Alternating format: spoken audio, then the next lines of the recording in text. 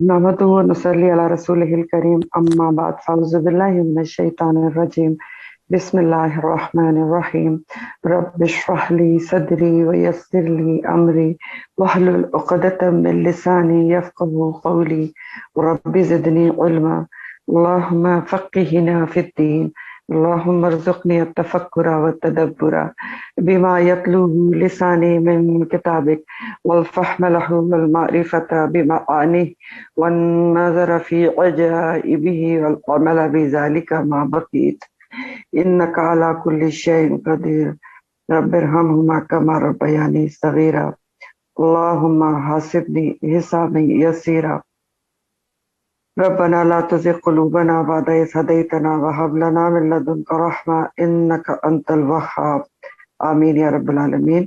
अस्सलामु अलैकुम व रहमतुल्लाहि व बरकातुहू। उम्मीद है आप सबको आवाज आ रही होगी और क्लियर आ रही होगी अल्लाह की मदद से। जी आवाज आ रही है सबको?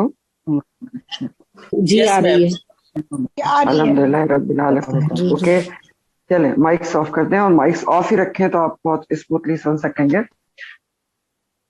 आपकी आज की तफसीर सूरह अन-निसा आयत नंबर 58 से है और फिर बहुत इंपॉर्टेंट आयात हैं, कुछ अहकामात हैं।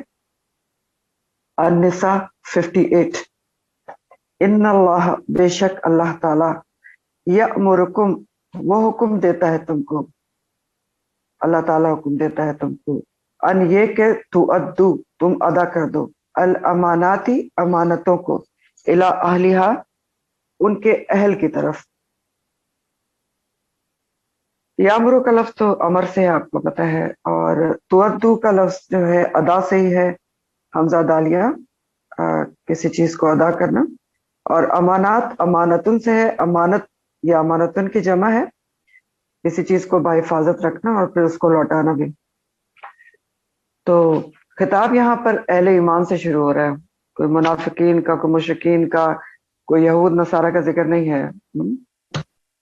खिताब यहाँ से है जो आपने पिछली आयत पढ़ी थी ना, वल्लज़ीना आमनु व अमिलुस सालिहात, उन्हीं से खिताब है कि अल्लाह ताला तुमको हुक्म देता है, यानी किसको हुक्म देता है? या ये इनको वल्लज़ीना आमनु को हुक्म देता है, जिन्होंने ईमान लाकर अमल सालिहात करने, तो उनको अल्लाह ताला हुक्म दे रहा है कि अपनी अमानतों को उसके अहल के हवाले कर दो। अहल के हवाले कर दो का इसके दो मानी होते हैं, अहल के हवाले करने के, यानी जिसकी अमानत है, जिसने रखवाई थी, उसके हवाले कर दो, नंबर एक। और दूसरी ये कि जो अमानत को रखने का, उसको उसकी हिफाजत करने के काबिल है, जिसमें जो एबल है, एबिलिटी है अमानत को संभालने की, उसके हवाले करो। ये दोनों मानी है इसके, ठीक है। तो यहाँ पर अहले ईमान के खिताब है और बहुत अहम ताकीद की जा रही है, और आने वाली आयात में इस्लाम का दस्तूरी, कानूनी और सियासी निज़ाम बताया जाएगा। और कलाम का अंदाज भी आप देख रहे हैं बहुत ही स्पेशल है, खास है कि इन्नल्लाह यामुरुकुम, अल्लाह ताला तुम्हें हुक्म देता है। ये ऐसा क्यों है? डायरेक्ट ये भी तो हो सकता था कि अल्लाह ताला ने ये कि कतब अलैकुम, तुम पर अल्लाह ताला ने लिख दिया है कि आप ये अदा करें उसको, अमानतों को। खास तौर पे अल्लाह ताला ने अपना नाम लिया है कि अल्लाह ताला तुमको हुक्म देता है। तो इसमें क्या है? इस खिताब के अंदर शिद्दत है, स्ट्रेस है, अल्लाह ताला का मकाम और अजमत और अहमियत की वजह से स्ट्रेस है कि कौन तुम्हें हुक्म दे रहा है? अल्लाह सुब्हानहू व तआला हुक्म दे रहा है, हाँ, कि अपनी जो अमानतें हैं उनको उनके अहल के हवाले करो। तो अल्लाह ताला तुमको हुक्म देता है कि तुम अमानतों को उनके अहल की तरफ अदा कर दो। सबसे पहले तो ये जानना जरूरी कि अमानत क्या होती है, अमानत का क्या मतलब है। तो अमानत की जो डेफिनेशन है अरबी में, लिखें अमानत की डेफिनेशन, कुल्लु वदीअतुन अमाना, कुल्लु वदीअतुन, वदी से ऐन है, कुल्लु वदीअतिन अमाना, हर वो चीज जो वदी की गई वो अमानत है। वदी का मतलब है सुपुर्द की गई। तो उर्दू में डेफिनेशन होगी अमानत की, हर वो चीज जो सुपुर्द की गई वो अमानत है। ये तो डायरेक्ट ट्रांसलेशन है इसकी, जो सुपुर्द की गई किसी के। तो अब अमानत की कंप्लीट डेफिनेशन क्या होती है? अमानत वो चीज है जो आपकी मिल्कियत में दी जाए, आपकी हकीकी तौर पे ना हो, حقیقی طور پر آپ اس کے مالک نہیں ہیں، آپ کے سپرد کی گئی ہے کہ آپ کو حفاظت سے رکھیں آپ اس کو، اور با حفاظت اس کو واپس بھی لوٹائیں. یہ ہے امانت اور امانت داری. ٹھیک ہے. اب اس لحاظ سے ہم امانت کو دیکھیں گے کہ امانت کیا کیا ہے. کیونکہ ہم تو جنرلی سمجھتے ہیں کہ امانت یہ ہے کہ کسی نے آپ کے پاس مال رکھوا دیا، جیولری رکھوا دی تو آپ کی امانت. نہیں، امانت میں تو بہت کچھ آ جاتا ہے اس تعریف کے لحاظ سے. تو سب سے پہلے تو اللہ تعالیٰ نے جو کچھ ہمارے سپرد کیا ہے وہ کیا ہے؟ ہمارے پاس امانت ہے. جو کچھ اللہ تعالیٰ نے ہمارے سپرد کیا ہے، تو سب سے پہلے تو جو دین اسلام ہے وہ ہمارے پاس ایک امانت ہے. دین اسلام ہمیں سپرد کیا ہے نا اللہ تعالیٰ نے، اور دین اسلام کے جو احکامات ہیں وہ ہمارے پاس امانت ہیں. اگر ہم پورے نہیں کریں گے تو ہمیں تو جواب دہ ہونا ہے، لوٹانا ہے نا. لوٹانا کس لحاظ سے؟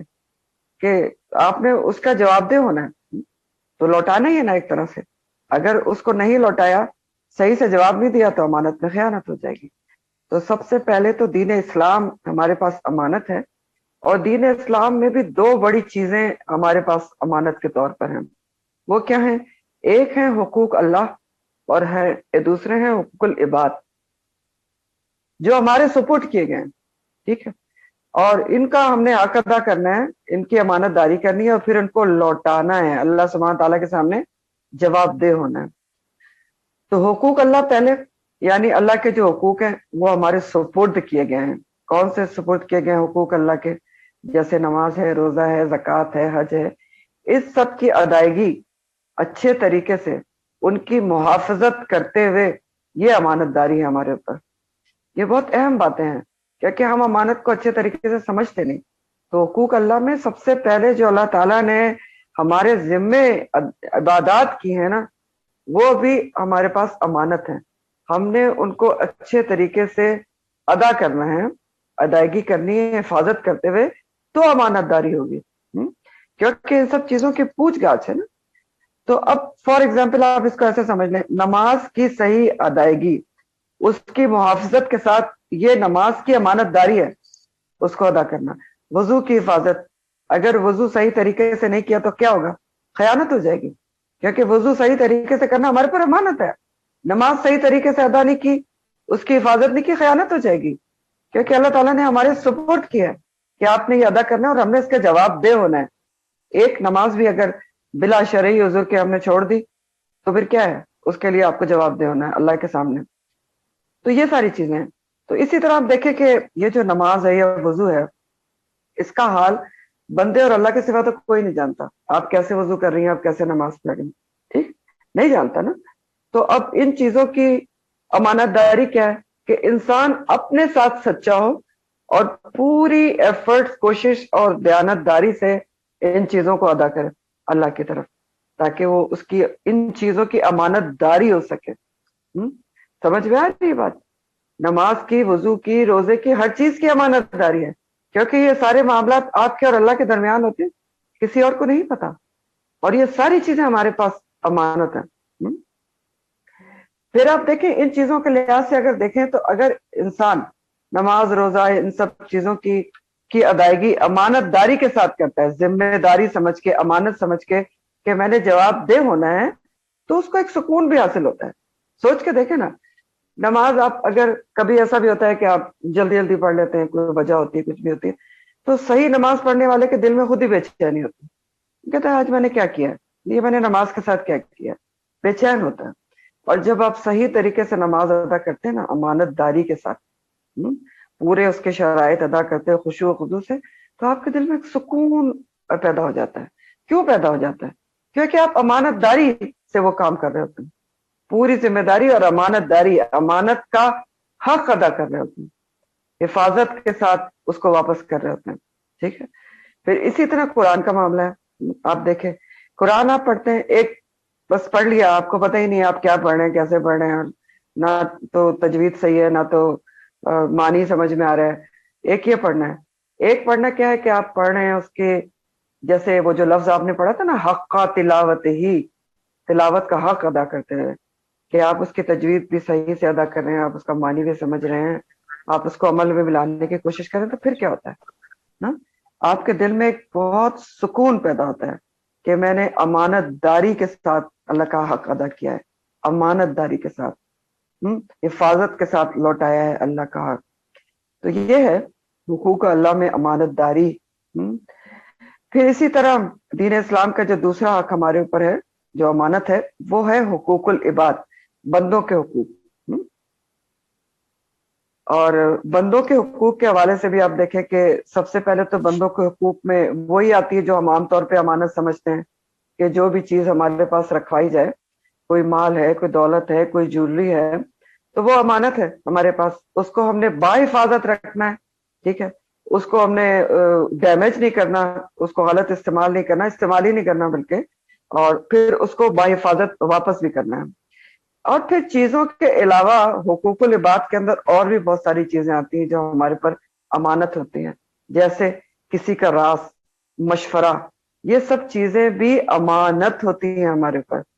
ہاں، راز اور مشورہ، مشورہ بھی اگر کسی سے لیا جائے تو اس کے اوپر یہ امانت ہوتی ہے کہ وہ اس کو بہترین مشورہ دے، اور پھر یہ امانت داری ہوتی ہے کہ وہ اس کے راز کو، اس کے مشورے کو سیکرٹ رکھے، کسی اور کو بتائے نہیں. کیونکہ دیکھیں بعض دفعہ تو انسان آپ سے کہہ دیتا ہے کہ یہ بات کسی سے نہ کہنا، لیکن بعض دفعہ اس کا طرز عمل، اس کا جیسچر بتا رہا ہوتا ہے کہ آپ نے یہ بات کسی سے نہیں کہنی، یہ آپ کے اوپر امانت ہے.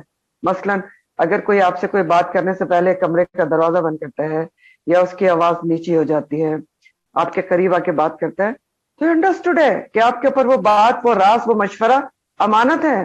آپ نے یہ نہیں کرنا کہ ادھر سے اس نے پوچھا، اس کے بعد دوسرے آئے تو آپ اس کے پاس بیٹھ کے آج اس نے مجھ سے یہ پوچھا تھا تو اس کو دیکھو یہ مسئلہ درپیش ہوا ہے. نہیں، خیانت ہو گئی، خیانت ہو گئی. ٹھیک ہے، تو امانت کو سمجھنا بہت ضروری ہے ہمارے لیے کہ ساری چیزیں امانت ہوتی ہیں. پھر اسی طرح دیکھیں کہ کسی جو مجلس کی باتیں ہوتی ہیں نا، وہ بھی امانت ہوتی ہیں. کسی مجلس کو آپ اٹینڈ کرتے ہیں نا، تو اس کی باتیں بھی آپ پر امانت ہوتی ہیں. جیسے آپ جو یہ کلاس اٹینڈ کرتے ہیں، یہ کیا ہے؟ مجلس ہے دین کی، تو اس کی باتیں بھی آپ کے پر امانت ہوتی ہیں. اور اس کی امانت داری اور خیانت کیا ہوتی ہے کہ مجالس کی باتوں کو باہر جا کے مس کوٹ کر دیا جائے یا آؤٹ آف کانٹیکس بتا دیا جائے تو وہ خیانت کے زمرے میں آ جاتا ہے. کیسے؟ اس کی مثال میں آپ کو بتاتی ہوں کہ فار ایگزامپل ہم نے پچھلی تفسیر میں پچھلے 1-2 ہفتے پہلے شوہروں کے حقوق کے بارے میں بھی پڑھا کہ ہمارے اوپر کیا ہیں، اور خواتین کے حقوق کے بارے میں بھی پڑھا. سب پڑھ لیا نا مجلس میں، آپ کے اوپر، آپ کو پتا ہے آپ نے کیا پڑھا ہے. اب کیا کریں؟ کوئی باہر جا کے صرف یہ بتائے کہ اچھا آج تو مجھے خواتین کے حقوق پتہ چل گئے، آدھی بات کرے اور آدھی نہ بتائے کہ شوہروں کے حقوق بھی پتہ چل گئے، تو پھر یہ کیا ہو گیا؟ یہ بھی خیانت ہے. پوری بات بتانی ہے. اگر مجلس کی بات آپ نے کسی کو ڈسکس کرنی ہے اچھے لحاظ سے تو پوری بات بتانی چاہیے. کسی اپنے فائدے، اپنے بینیفٹ کے لیے مجلس کی آدھی بات کو کوٹ کرنا یا آؤٹ آف کانٹیکس بات کرنا، آؤٹ آف کانٹیکس بھی ہوتی ہے کہ کہا کچھ اور جا رہا ہے، اپنے لیے اس کو مولڈ کر لیا جائے. تو یہ سب بھی خیانت کے سلسلے میں آتا ہے. ٹھیک ہے. پھر حقوق العباد کے حوالے سے ایک اور بہت بڑی چیز ہمارے پاس امانت ہے. وہ کیا ہے؟ ایک دوسرے کے حقوق، جو بھی اللہ تعالیٰ نے ہمارے سپرد کیے ہیں، جس کے بھی حقوق ہمارے سپرد کیے ہیں، وہ ہمارے پاس کیا ہیں؟ امانت ہے.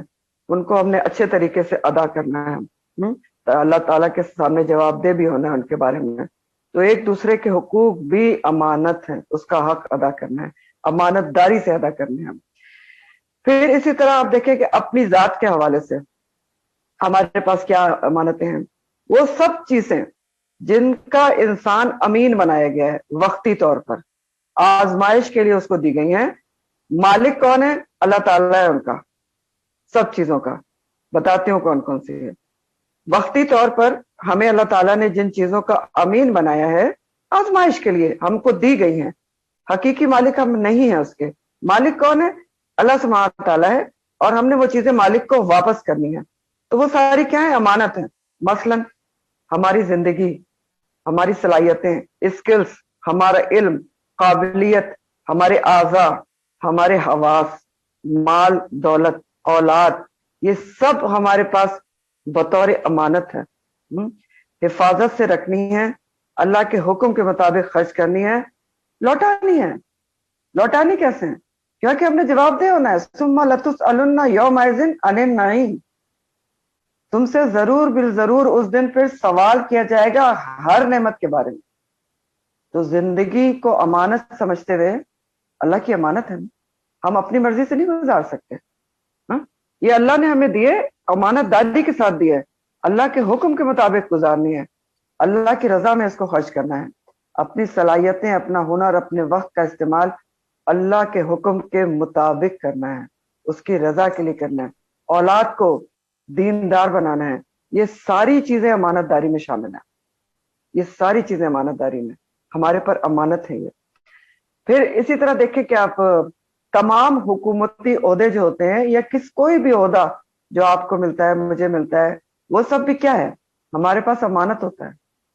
سارا جو کسی کو عہدہ کوئی ملتا ہے تو اس کو اس کی امانت داری کے ساتھ پاسداری کرنا چاہیے. اگر وہ عہدہ صحیح سے نہیں نبھاتا، اپنے فرائض نہیں ادا کرتا، تو بھی خیانت ہے. پھر اس طرح کوئی بھی ڈیوٹی جو کسی کے بھی سپورٹ کی جائے، اینی ڈیوٹی، آپ ڈاکٹر ہیں، آپ نرس ہیں، آپ پڑھاتی ہیں، آپ کچھ بھی کرتی ہیں، گھر کی ڈیوٹی ہے، کوئی بھی ڈیوٹی جو آپ کے سپورٹ کی گئی ہے وہ آپ کے پاس امانت ہے. اس کو آپ نے دیانت داری سے ادا کرنا ہے. یعنی ڈیوٹی ٹائم میں اگر آپ کوئی پرسنل کام کرتے ہیں یا ڈیوٹی ٹائم کو بلا وجہ ضائع کرنے کی کوشش کرتے ہیں تو یہ بھی کیا ہے؟ یہ خیانت ہے امانت کے اندر. ٹھیک ہے. پھر اسی طرح استاد کے ذمے بھی کچھ امانت ہوتی ہے اور شاگرد کے ذمے بھی کچھ امانت ہوتی ہے. استاد کے ذمے امانت یہ ہے کہ وہ پورا علم شاگرد تک پہنچائے، پوری محنت کے ساتھ، ایفرٹس کے ساتھ پورا علم شاگرد تک پہنچائے. یہ اس کے اوپر امانت، یہ اس کی امانت داری ہے. اور شاگردوں پر کیا امانت ہوتی ہے؟ سب سے پہلے استاد کا ادب کرے اور استاد کی بات مانے. یہ سب سے پہلے استاد شاگرد کے اوپر امانت ہے. سبق پوری امانت داری سے یاد کرے. اگر استاد آپ سے کہتا ہے کہ آپ نے یہ سبق 5 دفعہ پڑھنا ہے تو آپ نے 5 دفعہ پڑھنا ہے. اگر آپ نے 4 دفعہ بھی پڑھا اس کو تو آپ نے خیانت کر لی. یہ بھی یاد رکھیں. آپ کے سپرد اگر کر دیا گیا کہ آپ نے یہ کوئی بھی لیسن اس کو 5 ٹائمز آپ نے پڑھنا ہے تو آپ نے اس کو پڑھنا ہے، ورنہ خیانت ہو جائے گی. پھر اسی طرح قرآن کے حوالے سے لیں. قرآن کے بھی ہمارے پر حقوق ہیں نا. قرآن کے حقوق ہیں ہمارے پر. 5 حقوق ہیں قرآن کے ہمارے پر کہ اس کو پر ایمان لایا جائے، اس کی تلاوت کی جائے، اس کو سمجھا جائے، اس پر عمل کیا جائے اور آگے پہنچایا جائے. یہ قرآن کے جو حقوق ہیں اگر وہ ہم اچھے طریقے سے ادا کریں گے تو امانت داری ہوگی. اگر ہم قرآن کے حقوق صحیح طریقے سے ادا نہیں کرتے سارے کے سارے تو یہ قرآن کے حق کے حوالے سے خیانت ہو جائے گی. یہ بھی یاد رکھیں. ٹھیک ہے. پھر اسی طرح ہر چیز جو ہمارے سپرد کی گئی ہے، بچے ہیں، گھر ہیں، ان سب، یہ ساری چیزیں ہمارے پاس امانت ہیں اور ان کو ہم نے اچھے طریقے سے اللہ کے حکم کے مطابق برتنا ہے اور واپس کرنا ہے. یعنی جواب دہ ہونا ہے، واپس کرنا ہے نا، امانت ہے. یہ تو نہیں ہے کہ آپ جیسے بھی برت لیں آپ کو اللہ کے سامنے کھڑے ہو کے اس کا جواب نہیں دینا. جس چیز کے لیے بھی آپ کو اللہ کے سامنے جواب دہ ہونا ہے اور اللہ تعالیٰ نے آپ کو امتحان کے لیے حوالے کی، وہ آپ کے پر امانت ہے. سورہ المومنون میں اللہ تعالیٰ فلاح پانے والے مومنین کی جو صفات ہیں وہ بتاتے ہیں. سورہ المومنون میں قد افلح المومنون میں ایک صفت بتائی گئی، والذین هم لاماناتہم وعہدہم راعون، کہ یہ فلاح پانے والے جو مومنین ہیں، اخروی فلاح پانے والے، وہ کون لوگ ہیں؟ جو اپنی امانتوں کو اور عہدوں کی حفاظت کرتے ہیں. راعون ہے، حفاظت کرنے والے. تو مسلم کی حدیث کا مفہوم ہے کہ حق والوں کے حقوق ضرور ادا کیے جائیں گے، حتیٰ کہ بے سینگ بکری کا سینگ والی بکری سے حق لیا جائے گا. یہ حدیث کیا بتا رہی ہے؟ یعنی روز قیامت اس کا سوال ہوگا کہ کس کا حق ادا کیا اور کس کا نہیں ادا کیا، کیونکہ حقوق ہمارے پاس امانت ہے. اور اتنی امانت ہے حقوق کہ اگر سینگ والی بکری نے کسی بے سینگ بکری والی کے اوپر ناحق اس کو مارا ہوگا تو اس سے بھی حساب لیا جائے گا. انسان تو پھر انسان ہے. اور آپ کو پتہ ہے کہ حدیث مفہوم کے مطابق بخاری کی منافق کی نشانیوں میں سے ایک کیا ہے؟ عہد کرے تو اس کی پاسداری نہ کرے اور امانت رکھی جائے تو اس میں خیانت کرے. اور پھر اسی طرح حدیث کے مطابق پل سرات کے دونوں جانب دو چیزیں کھڑی ہوں گی، ایک صلہ رحمی اور ایک امانت۔ وہیں پر حساب کتاب ہو جائے گا پل سرات کے اوپر۔ اگر امانت داری نہیں کی گئی ہوگی کسی بھی چیز کی تو امانت وہیں پکڑ لے گی، اور یہی صلہ رحمی کے ساتھ ہوگا۔ ترمذی کی حدیث کا مفہوم ہے، حضرت انس رضی اللہ تعالیٰ عنہ فرماتے ہیں نبی کریم صلی اللہ علیہ وسلم کا کوئی خطبہ ایسا نہیں تھا کہ آپ نے ہمیں امانت داری کے بارے میں نہ بتایا ہو۔ نبی کریم صلی اللہ علیہ وسلم نے فرمایا لا ایمان لمن لا امانت لہ، اس کا کوئی ایمان نہیں جس کو امانت کا پاس نہ ہو۔ اور آپ نے فرمایا کہ لا دینا لمن لا عہد لہ، اس کا کوئی دین نہیں جس کو عہدوں کا پاس نہ ہو۔ کیا فرمایا؟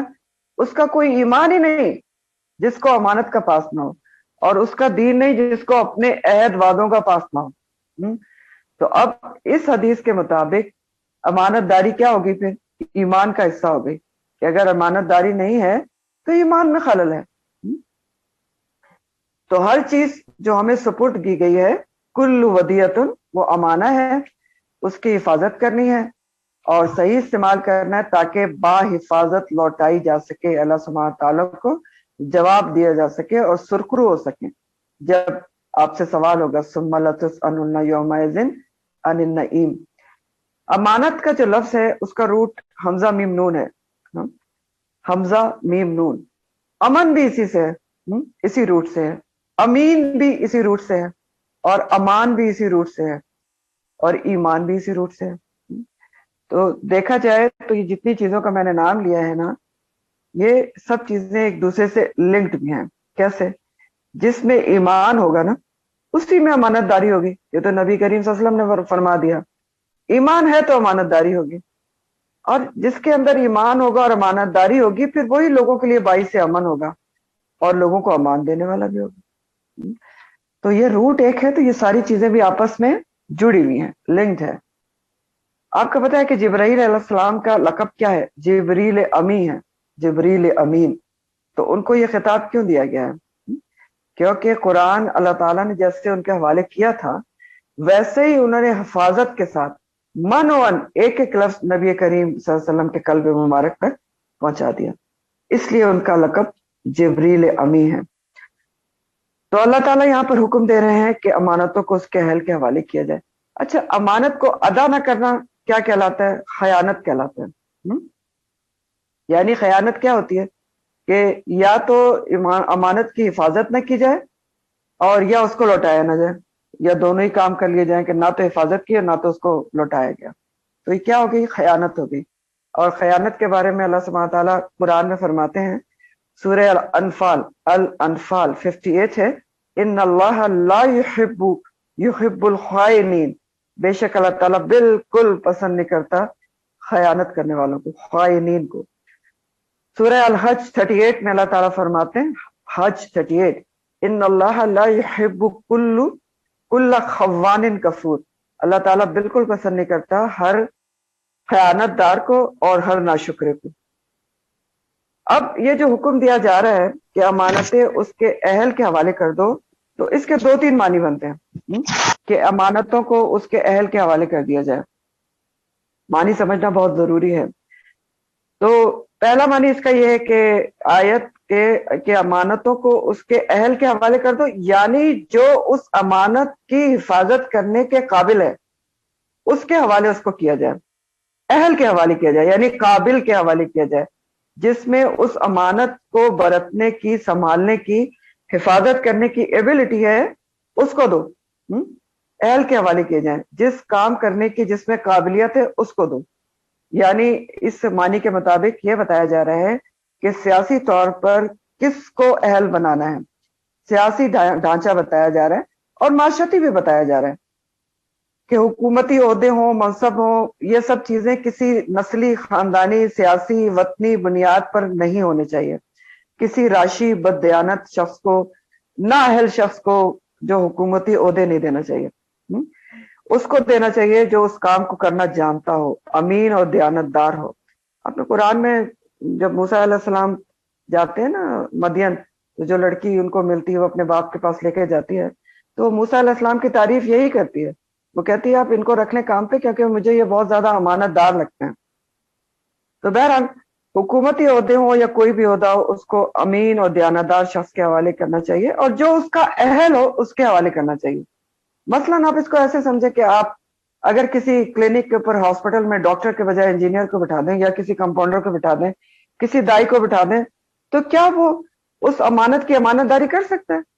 نہیں کر سکتا نا. وہ تو بہت ہی بگاڑ پیدا کرے گا, بہت ہی الٹ پلٹ سب کچھ کر دے گا, خرابی پیدا کرے گا. اور اسی طرح اگر حکومتی عہدے جو ہیں گورنمنٹ کے عہدے کسی بد دیانت اور راشی افسرز کے حوالے کیے جاتے ہیں جو اس کے اہل ہی نہیں ہیں, تو پھر کیا ہوتا ہے؟ اخلاقی طور پر قوم کی حالت بالکل تباہ ہو جاتی ہے, تباہ ہو جاتی ہے قوم. ٹھیک ہے نا, یہ ہوتا ہے. پھر دوسرا معنی اس کا یہ ہے کہ دوسرا معنی اس کا اس آیت کا سیدھا سا ہے کہ جس کی کوئی بھی امانت آپ کے پاس ہے تو اس کو با حفاظت رکھو اور اس کو لوٹا دو. ہاں, اب وہ کوئی بھی امانت ہو, میں نے آپ کو بتا دیا کسی بھی قسم کی امانت کسی نے آپ کے پاس رکھوائی ہے نا مال وال میں, تب بھی سیدھا سا معنی ہے کہ اس کو با حفاظت رکھیں اور لوٹا دیں. اور تیسرا معنی کیا ہے کہ ہر کسی کا حق امانت سمجھ کر اس کو ادا کرو, چاہے حقوق اللہ ہو یا حقوق العباد ہو. تو اللہ تعالیٰ تم کو حکم دیتا ہے کہ ان تؤدوا الامانات الی اہلھا, تو ان کو آپ نے لوٹانا ہے, اس کو ادا کرنا ہے. اور اللہ تعالیٰ حکم دے رہا ہے تو قطعاً یہ حکم اگنور ہو ہی نہیں سکتا. یہی تو اسٹریس کے لیے کہا گیا ہے کہ ہر قسم کی امانت کو سمجھو اور اس کو ادا کیا جائے. تو بات یہ کہ اس میں ابو داؤد کی حدیث کے مفہوم میں آتا ہے کہ جب امانت نااہل کے سپرد کر دی جائے تو قیامت کا انتظار کرو. جب امانت نااہل کے سپرد کر دی جائے تو قیامت کا انتظار کرو, یعنی قیامت قریبی آ گئی ہے. اور آج کل کیا ہو رہا ہے آپ کو نظر آ ہی رہا ہے کہ اس حوالے سے اگر آپ دیکھیں جو میں نے آپ کو پہلا معنی بتایا ہے کہ امانتوں کو ان کے اہل کے حوالے کیا جائے, یعنی جو ایبل ہوں, ایبلٹی ہو جن میں اس کی امانت داری کرنے کی, تو یہ تو ہو ہی نہیں رہا ہے. پتہ نہیں کس کس بنیادوں پر کون کون سے عہدے اوپر سے لے کے نیچے تک حوالے ہو رہے ہیں اور بگاڑ پیدا ہو رہا ہے. تو پھر قیامت کا انتظار ہی کرنا چاہیے. ٹھیک ہے نا. تو بہرحال خلاصہ یہ کہ امانتیں دو تین کئی طرح کی ہوتی ہیں, آپ نے پڑھ لیا. اپنی ذات کے متعلق جو چیز بھی اللہ نے ہمیں دی ہے وہ امانت ہے, اس کو اللہ کے حکم کے مطابق خرچ کرنی ہے. ہر عہدہ, ہر جو بھی ہمارے پاس ذمہ داری ہے وہ امانت ہے. ہر کسی کے حقوق بھی امانت ہے, اور ان عبادات بھی ہمارے پاس امانت ہیں. یہ سب چیزیں ہم نے ادا کرنی ہیں. اور پھر وہ امانتیں بھی جو بندے ایک دوسرے کو دیتے ہیں, چاہے مال یا مشورہ یا راز, وہ بھی امانت ہے اور اس کی بھی امانت داری کرنی ہے. تو پہلا حکم یہ دیا گیا. پھر ایک اور حکم دیا جا رہا ہے, وَإِذَا حَكَمْتُمْ, اور جب فیصلہ کرو تم, بین الناس, لوگوں کے درمیان, تو کیسے کرو؟ ان تحکموا, کہ تم فیصلہ کرو, بالعدل, عدل کے ساتھ, انصاف کے ساتھ. حکم تم اور تحکموا دونوں لفظ حکمہ سے ہیں.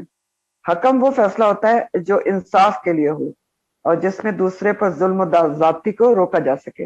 اور عدل کیا ہوتا ہے؟ حق پورا دینا, برابر کے حقوق ادا کرنا, توازن اور تناسب کے ساتھ. تو اگلا حکم عدل کا ہے, کیونکہ دیکھیں امانت داری کے لیے عدل ضروری ہے. کیونکہ دراصل امین وہی ہوتا ہے جو عادل ہوتا ہے. عدل کرے گا تو امانت داری کا حق ادا کر سکتا ہے.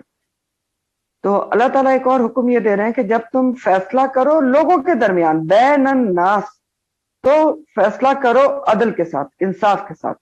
تو اس حکم کا تعلق کس سے ہے؟ آپ کی جوڈیشری سے ہے. ٹھیک ہے, عدلیہ سے ہے. اور صرف عدلیہ سے نہیں ہے, لیکن پہلے میں عدلیہ ایکسپلین کرتی ہوں کہ بین الناس کا لفظ آیا ہے. یعنی یہ نہیں ہے کہ آپ جج کے سامنے اگر کوئی مسلم ہے یا نان مسلم ہے تو وہ جانبداری کرے گا, مسلم کی طرف اس کی حمایت کرے گا. نہیں, ناس کا لفظ ہے.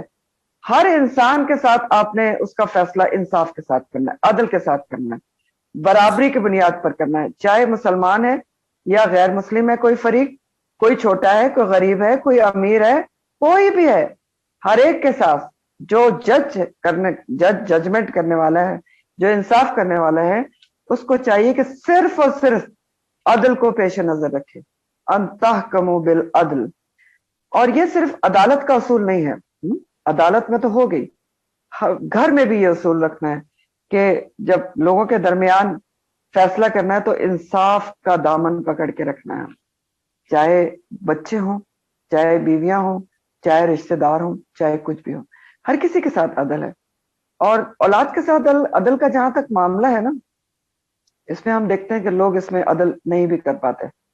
ہوتا یہ ہے کہ کوئی کچھ زیادہ فرما بردار اولاد ہوتی ہے تو اس کی طرف زیادہ رجحان ہو جاتا ہے، لیکن غلط ہے۔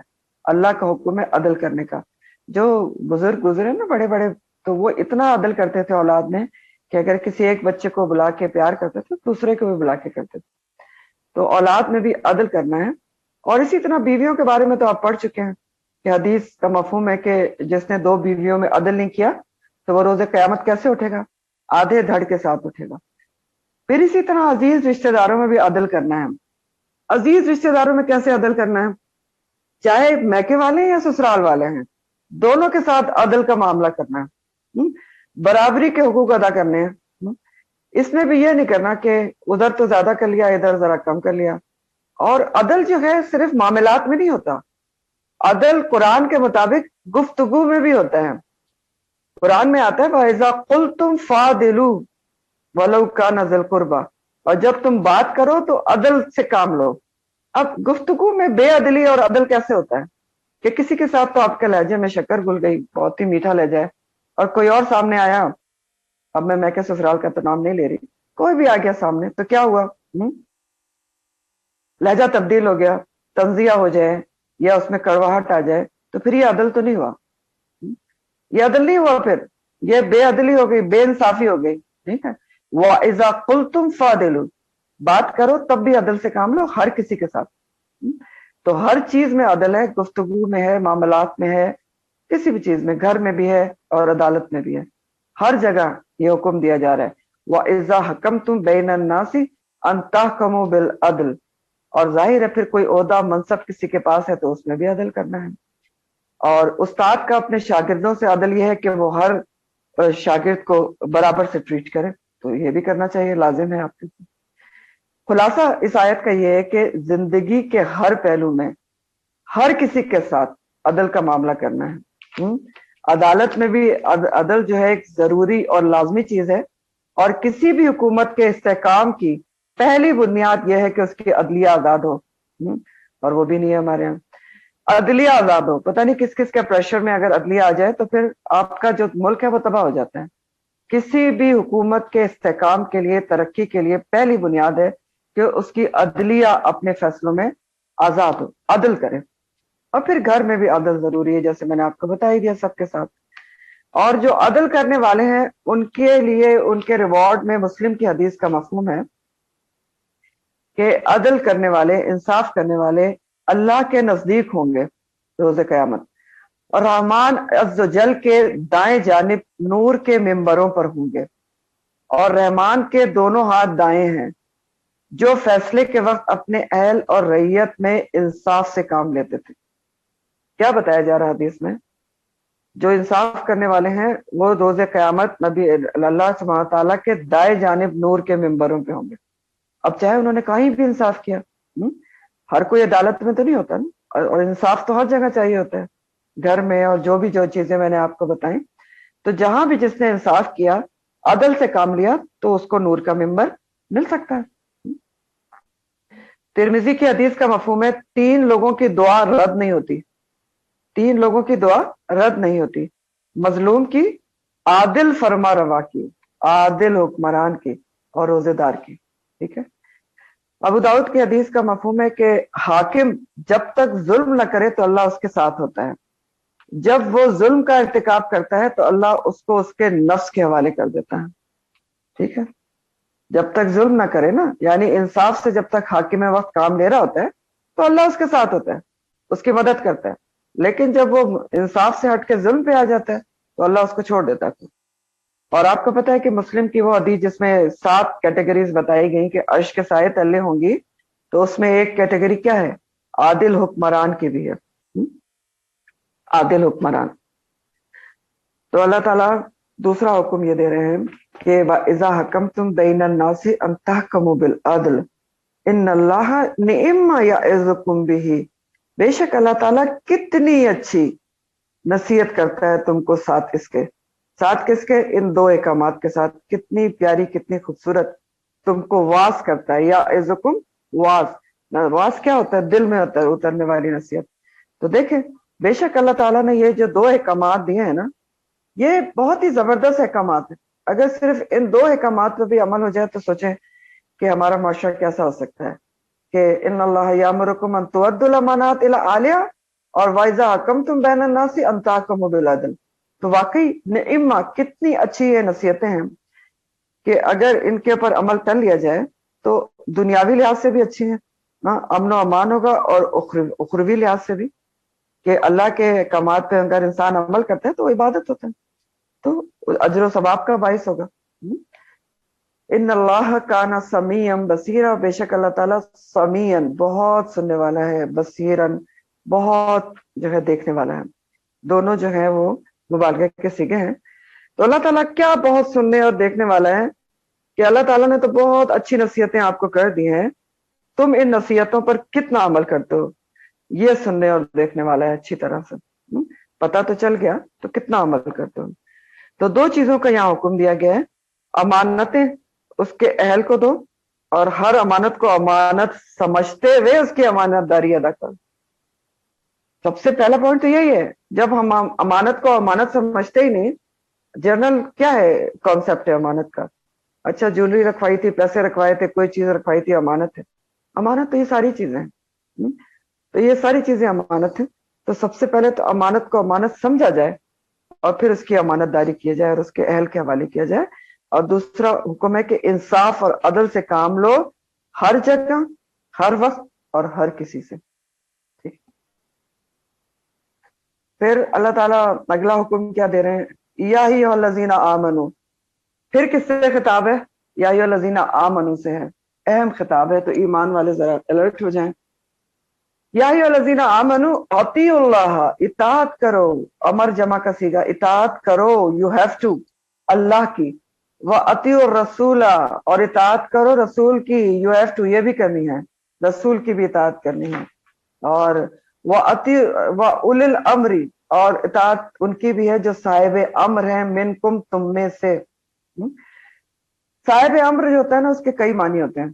صاحب امر جو ہوتا ہے نا، امر والے یعنی جو کسی چیز کے حکم دینے کا جن کے پاس استحقاق ہے، تو صاحب امر میں کئی لوگ آ جاتے ہیں، علماء، فقہا وغیرہ، اور جن کے پاس کوئی عہدے ہیں، امراء یعنی امیر جن کو بنایا گیا ہے، امیر غریب سے نہیں، امیر یعنی جن کو حکم دینے والا بنایا گیا ہے، انصاف نافذ کرنے والا بنایا گیا ہے، چاہے حکومت میں ہے یا قانون میں ہے، یا جیسے میں نے آپ کو بتایا علماء ہیں، جو فقہ ہیں، تو وہ سب اولل امر میں آتے ہیں، اور منکم مسلمانوں میں سے۔ ٹھیک ہے، تو یہ سب بتایا جائے، یعنی اللہ کی اطاعت کرو، اس کے رسول کی۔ اور رسول، یہ جو اب آپ آیت پڑھنے جا رہے ہیں نا، یہ قانون سازی کے متعلق ہے، کہ قانون سازی کسی بھی اسلامی مملکت میں اس طرح ہوگی کہ کوئی بھی جو آرڈیننس ہے، کوئی بھی حکم، کوئی بھی قانون اللہ اور رسول کے حکم کے خلاف نہیں ہوگا۔ اور رسول سے مراد یہاں کون ہے؟ نبی کریم صلی اللہ علیہ وسلم ہے۔ کیا دلیل ہے اس کی؟ میں آپ سے کہہ رہا ہوں یہاں پر الرسول سے مراد نبی کریم صلی اللہ علیہ وسلم ہے، تو کیا دلیل ہے کہ میں ایسا صحیح کہہ رہا ہوں؟ کیونکہ خطاب اہل ایمان سے ہے نا، یا ایھا الذین آمنوا، اور اہل ایمان کس کو کہا جاتا ہے؟ امت مسلمہ کو۔ کون ہے رسول ہمارے جن کی اطاعت کرنی ہے؟ تو مراد رسول سے کون ہے؟ نبی کریم صلی اللہ علیہ وآلہ وسلم ہے۔ تو یہ آیت بھی بہت امپورٹنٹ ہے، اور اس آیت میں ایک اسلامی حکومت کو بنانے کے 4 اصول یا 4 مستقل بنیادوں کا ذکر کیا گیا۔ ٹھیک ہے، کہ اسلامی حکومت 4 بنیادی مستقل 4 بنیادوں پر بنائی جائے گی۔ ٹھیک ہے، وہ کیا بنیادیں ہیں؟ نمبر 1 اطیع اللہ ہے، اسلامی حکومت میں پہلے درجے پر اطاعت اللہ کی ہوگی۔ کیوں؟ کیونکہ وہی خالق، مالک ہے، مدبر ہے، لہذا ہر شعبے میں اس کے بھیجے ہوئے احکامات پر عمل ہوگا، تبھی تو دنیا کے اندر امن و امان قائم ہوگا۔ اس نے کائنات کو بنایا، اس کو پتا ہے کہ کیسے چلانا ہے۔ تو اسلامی مملکت میں دستور عمل، اس کا منشور، اس کا قانون، اس کی سیاست، اس کی معاشرت، اس کی معیشت، سب کیسے ہوگی؟ اللہ کے حکم کے مطابق ہوگی۔ سورہ الاعراف 54 میں آتا ہے، الاعراف 54، الا لہ الخلق والامر، خبردار मखलूक भी उसकी है और हुक्म भी उसी का चलेगा, ठीक है। दूसरा पॉइंट क्या है, दूसरा उसूल, कि दूसरे दर्जे पर इस्लामी ममलिकत में इताअत रसूल की जाएगी। इताअत रसूल क्यों जरूरी है नबी करीम सल्लल्लाहु अलैहि वसल्लम? क्योंकि देखिए अल्लाह के अहकामात पर अमल उसकी रजा के मुताबिक सुन्नत पर चलने से ही हो सकता है ना। अगर आप तरीका किसने बताया? नबी करीम सल्लल्लाहु अलैहि वसल्लम ने बताया। अगर आप उनका तरीका नहीं अपनाएंगे अपने मामलात में तो आप अल्लाह के अहकामात पर अमल ही नहीं कर सकते, ठीक है। फिर दूसरी बात यह है कि जो बात कुरान में बयान नहीं हुई है ना, वो हदीस हमें बताती है। दूसरा पॉइंट ये है कि इताअत रसूल क्यों की जाएगी? हर बात कुरान में तो नहीं है, हदीस बहुत सारी चीजें हमें बताती है। तो इताअत रसूल भी हम पर फर्ज है, अनकंडीशनल। क्यों? क्योंकि सबसे बढ़कर अल्लाह ताला ने हुक्म दे दिया, या अय्युहल्लज़ीना आमनू अत्तिउल्लाह व अत्तिउर रसूल, तो बात ही खत्म हो गई। कोई लॉजिक और कोई हील होजत है ही नहीं ना, अल्लाह ताला हुक्म दे रहे हैं ना।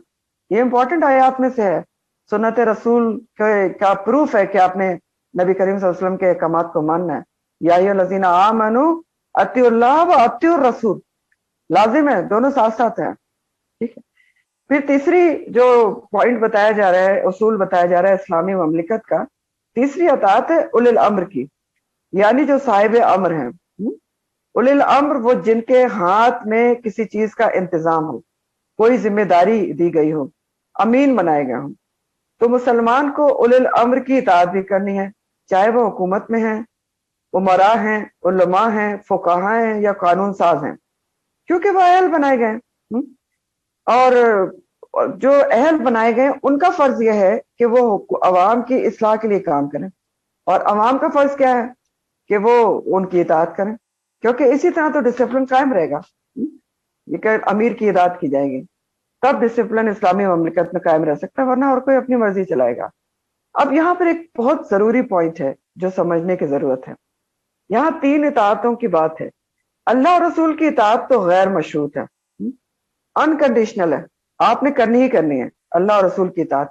लेकिन ये जो तीसरी इताअत है ना उलिल अम्र की, ये कंडीशनल है। कंडीशनल क्या है? शर्त यह है कि अगर उलिल अम्र जो भी है वो साबित करेंगे कि वो जो भी हुक्म दे रहे हैं, नाफिज कर रहे हैं, वो अल्लाह और रसूल के हुक्म के मुताबिक है, कुरान और सुन्नत के मुताबिक है। अब चाहे वो उलमा है, फुकरा हैं, हुकूमती नुमाइंदे हैं, अगर साबित कर देंगे तो उनकी बात मानी जाएगी। अगर वो उनकी कोई भी बात, कोई भी हुक्म, कानून साजी अल्लाह और रसूल के हुक्म से टकराती होगी तो नहीं मानी जाएगी, इताअत नहीं की जाएगी। क्यों? क्योंकि मुस्लिम की हदीस है कि ला ताअत मखलूकिन फी मासियत खालिक, कोई इताअत नहीं होगी मखलूक की जहां खालिक की मासियत हो रही हो, तो वहां मखलूक की इताअत हो ही नहीं सकती, खालिक की जहां मासियत हो रही हो। एक और बुखारी की हदीस का मफहूम है कि मासियत में इताअत नहीं है, इताअत सिर्फ मारूफ में है। तो मासियत में इताअत नहीं है, इताअत सिर्फ मारूफ में है। इसमें एक छोटा सा वाक्य भी बयान होता है कि अंसारी को एक दफा नबी करीम सल्लल्लाहु अलैहि वसल्लम ने जो अमीर बना के एक छोटे से जत्थे के साथ कहीं भेजा, किसी गजबे पर या कहीं गए थे साहबा, वहां जाके वो अंसारी साहबी जो थे वो नाराज हो गए उनसे, तो साहबा से नाराज हो गए। तो उन्होंने साहबा को हुक्म दिया कि जाओ, मैं तुमसे नाराज हो गया हूँ तो लकड़ियां इकट्ठी करो। उन्होंने लकड़ियां इकट्ठी कर दी, उन्होंने कहा इसमें आग लगाओ और उसमें कूद जाओ क्योंकि मैं तुमसे नाराज। गुस्सा आ गया, गुस्सा हराम चीज है। तो एंड टाइम पे साहबियों को होश आ गया, उन्होंने नहीं कूदे और जाके नबी करीम सल्लल्लाहु अलैहि वसल्लम को बात बताई सारी। नबी करीम सल्लल्लाहु अलैहि वसल्लम ने फरमाया कि अगर तुम कूद जाते तो तुम कयामत तक आग का शिकार हो जाते। तो क्या पता चला कि अगर अल्लाह और रसूल के हुक्म से कोई टकरा रहा हो ना, किसी का भी हुक्म, तो बात नहीं मानी जाएगी। तो आयत से ये पता चला कि हुकूमत हो या उलमा हो या फुका हो, जब तक अल्लाह और रसूल के हुक्म के मुताबिक लोगों की रहनुमाई करेंगे तो उनकी इताअत की जाएगी। जब अल्लाह और रसूल के हुक्म से इनराफ करेंगे तो अवाम पर उनकी बात मानना लाजिम नहीं है, बल्कि अगर अल्लाह के हुक्म के खिलाफ उलल अम्र की बात मान ली तो गुनाहगार हो जाएगा इंसान। एक और हदीस का मफहूम है अबू दाऊद की है कि इमाम की बात सुनी और मानी उस वक्त जाएगी जब तक कि वो गुनाह के काम की ना हो, ठीक है। इब्ने माजा की हदीस का मफहूम है अगर इमाम या हुक्मरान नमाज का क़याम कर रहा है तो उसकी इताअत की जाएगी। ये सारी हदीस आती हैं। तो बहरहाल उलिल अम्र की इताअत का जो हुक्म दिया गया है उसमें भी ये उसकी रीजन है कि माशरे में डिसिप्लिन कायम रहे। और उलिल अम्र की अगर इताअत नहीं की जाएगी मारूफ के अंदर तो डिसिप्लिन कायम नहीं होगा। کہ ہر اسٹیٹ کا ہر ملک کا ایک سربراہ ہونا ضروری ہے جس کی بات مانی جائے، اور اسی طرح کام جو ہے وہ صحیح طور پر چل رہے ہوتے ہیں، ورنہ کیا ہے بگاڑ پیدا ہوتا ہے۔ اس کی مثال آپ ایسے لے لیں، مثلاً ٹریفک کے حوالے سے اگر ایک مسلمان یہ کہے کہ میں تو ریڈ لائٹ کو توڑتا ہوں، کون سا قرآن میں لکھا ہوا ہے کہ ریڈ لائٹ نہ توڑو، کون سا سنت میں لکھا ہوا ہے کہ ریڈ لائٹ نہ توڑو، ہاں تو میں تو یہ کروں گا، تو ایسا کہنا غلط ہوگا۔ کیوں؟ کیونکہ قرآن میں لکھا ہے نا آپ کے سامنے کہ اولی الامر کی بات مانی جائے گی جائز امور میں۔ تو اگر اولی الامر نے ایکسیڈنٹ سے بچانے کے لیے ایک قانون بنایا ہے کہ ریڈ لائٹ کو آپ فالو کریں گے تو یو ہیو ٹو فالو، کیونکہ اولی الامر کی اطاعت کا حکم قرآن میں آ گیا نا، تو آپ یہ نہیں کہہ سکتے، ٹھیک ہے؟ تو یہ سب ہے، اس میں کرنا ہوگا۔ بخاری کی حدیث کا مفہوم ہے کہ سیدنا عبداللہ بن عمر سے روایت ہے کہ آپ صلی اللہ علیہ وسلم نے فرمایا ہر شخص پر امیر کا حکم سننا اور اسے ماننا فرض ہے، خواہ اسے پسند ہو یا نہ پسند ہو، جب تک کہ اسے گناہ کا حکم نہ دیا جائے۔ اگر اسے اللہ کی نافرمانی کا حکم دیا جائے گا تو پھر اسے حکم کو نہیں ماننا، نہ ہی اس کی اطاعت کرنی ہے، ٹھیک ہے؟ تو 3 پوائنٹ ہو گئے اسلامی مملکت کے، اور چوتھا پوائنٹ، چوتھی بنیاد ہے فَإِن تَنَازَعْتُمْ، پھر اگر تنازع ہو جائے تم میں، فی شیئن کسی چیز میں، تب کیا کرو؟ فردوہ، تو پھیر دو اس کو، لوٹا دو اس کو، کدھر؟ اللہ، اللہ کی طرف، والرسول، اور اس کے رسول کی طرف، ان کنتم تؤمنون باللہ والیوم الآخر۔ تو اب کیا ہے چوتھا پوائنٹ؟ اگر تم میں باہم تنازع ہو جائے، تنازع باہم ہی ہوتا ہے، نزع سے کھینچا تانی ہو جائے، اختلاف ہو جائے، تو کیا کرو؟ ایک جو مسلمانوں کے تنازعات کے حل کے لیے سنہری اصول بتا دیا گیا کہ آپس میں مسلمانوں میں کوئی تنازع ہوتا ہے، تنازع تم میں کوئی تنازع ہو جائے تو تم کون ہے؟ مومنوں میں آپس میں ہو جائے، یا علماء اور عمراء کے درمیان ہو جائے، علماء اور اولی الامر کے درمیان ہو جائے، تو اس کا حل کیا ہے؟ ہاں، فردوہ، تو لوٹا دو اس کو، کدھر؟ پھیرو اس کو اللہ والرسول، اللہ اور رسول کی طرف پھیر دو اس کو۔ یعنی اس کا حل کہاں سے نکالو؟ قرآن اور سنت سے رجوع کر کے نکالا جائے۔ ہر معاملے کا حق قرآن جو حل ہے وہ اللہ اور رسول کی طرف لوٹانے کا مقصد کیا ہے؟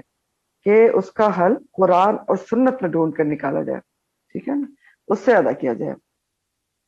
تو اللہ تعالیٰ نے آگے جو بات کہی ہے وہ بہت ہی اور طلب ہے کہ ان کنتم تؤمنون باللہ والیوم الآخر، اگر تم ایمان رکھتے ہو اللہ اور یوم آخرت پر تو یہ سارے کام کرو گے کہ حکم فیصلہ کرنے والا قرآن اور سنت کو بناؤ گے۔ اس آیت کے مطابق اگر ان چاروں احکامات پر عمل نہیں کیا گیا جو چاروں بتائے گئے ہیں تو اللہ اور روز آخرت پر ایمانی کوئی نہیں۔ دیکھیں نا، یہی مطلب نکل رہا ہے کہ نہیں نکل رہا؟ دیکھیں اللہ تعالیٰ نے 4 چیزیں آپ کو بتائی ہیں، اطیعوا اللہ نمبر 1، اطیعوا الرسول نمبر 2، اولي الامر منکم، اور اولي الامر کی اطاعت ہے نمبر 3، چوتھی ہے فَإِن تنازعتم، اگر تنازع ہو جائے تو کس کی طرف اس کا حل نکالو؟ اللہ اور رسول کی طرف۔ اب تو ان 4 چیزوں پہ تم کب عمل کرو گے؟ ان کنتم تؤمنون باللہ والیوم الآخر، اگر تم کو اللہ اور یوم آخرت پر یقین ہے تو تم اسی حساب سے چلو گے، ان 4 چیزوں پر عمل کرو گے۔ تو اگر نہیں عمل کیا تو پھر کیا ہے؟ اس کا مطلب ہے کہ تم نہیں ایمان رکھتے اللہ اور یوم آخرت پر، اور اگر عمل کر لیا تب کیا ہے؟ ذالک، پھر یہ بات، یعنی ان چیزوں پر عمل کرنا، خیر، بہتر بھی ہے، وہ آسن و تعویلا، اور بہت زیادہ اچھا ہے۔ آسن اسم تفضیل ہے، تعویلا انجام کے اعتبار سے، تعویلا مصدر ہے اور اس کا معنی ہے انجام کار ہونا۔ تعویل کہتے ہیں کسی چیز کے انجام تک پہنچانا، اس کو کسی چیز کا مکمل معنی پتہ چل جانا، انجام تک پہنچانا۔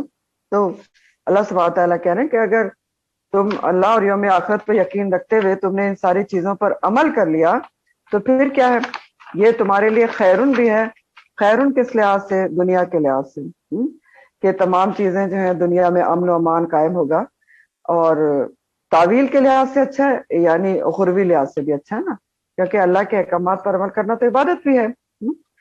سورہ شورا آیت نمبر 10 ہے، اللہ تعالیٰ فرماتے ہیں وَمَا اخْتَلَفْتُ فِيهِ مِنْ شَيْءٍ فَحُكْمُهُ إِلَى اللَّهِ، اگر کسی چیز میں تمہارا اختلاف ہو جائے تو اس کو اللہ کی طرف اس کا فیصلہ کرواؤ، یعنی قرآن سے فیصلہ کرواؤ۔ تو دراصل یہ بات ذہن میں ہونا چاہیے एज ए मुस्लिम हमारे कि जो बात भी अल्लाह और रसूल के हुक्म के मुताबिक हम करेंगे ना, उसी में हमारा फायदा है, वही हक है और वही सच है, वही काम हमारे लिए बाइस बरकत और रहमत होंगे जो हम अल्लाह के हुक्म के मुताबिक करेंगे, चाहे कोई भी काम हो, कहीं भी हो, किसी भी हो। तो ये, और होता भी यही है कि आप देखें, जब तक इंसान अल्लाह के फैसले के मुताबिक चलता रहता है, अल्लाह और रसूल के अहकामात पर अमल करता रहता है, तो उसकी जिंदगी बाइस बरकत और रहमत होती है। और जब अल्लाह और रसूल के हुक्म के खिलाफ चलता है तो कामों में बिगाड़ पैदा होता है, बेबरकती पैदा होती है, ये सब होता है। तो आप देखें, अब तक की आयत में जो भी अहकामात दिए गए हैं सियासी निज़ाम के हवाले से, कानून के हवाले से, दस्तूर के हवाले से, अगर ये एक इस्लामी ममलिकत में नाफिज कर दिए जाएं तो एक इस्लामी ममलिकत कितना बेहतरीन, कितना खूबसूरत माशरा पैदा कर सकती है। लेकिन हमारे तो अपने मुल्क में इस्लामी निज़ाम जो है वो उस तरह से राइज ही नहीं है, कोई इसकी बात ही नहीं करता, पता नहीं कौन कौन सी बातें करते हैं। अल्लाह के नाम पे ये मुल्क लिया गया था, ला इलाहा इल्लल्लाह के नाम पे, लेकिन कुछ भी, कोई कहाँ पर है इस्लामी निज़ाम, नजर नहीं आता। इसीलिए तो बिगाड़ है सारा, इसीलिए तो मुसलमान जवाल पजीर भी हैं। ये सारी सोचने की बातें हैं, सोचे। तो बहरहाल आगे अल्लाह ताला क्या फरमाते हैं, अलम तरा, क्या नहीं तुमने देखा। और आपको पता है कि अलम तरा, मैं आपको मुसलसल बता रही हूँ कि अलम तरा का जब खिताब आता है तो उसका मतलब होता है कि क्या तुमने सोचा नहीं, गौर नहीं किया, यानी किसी के किसी गलत अमल की तरफ तवज्जो दिलाई जा रही होती है।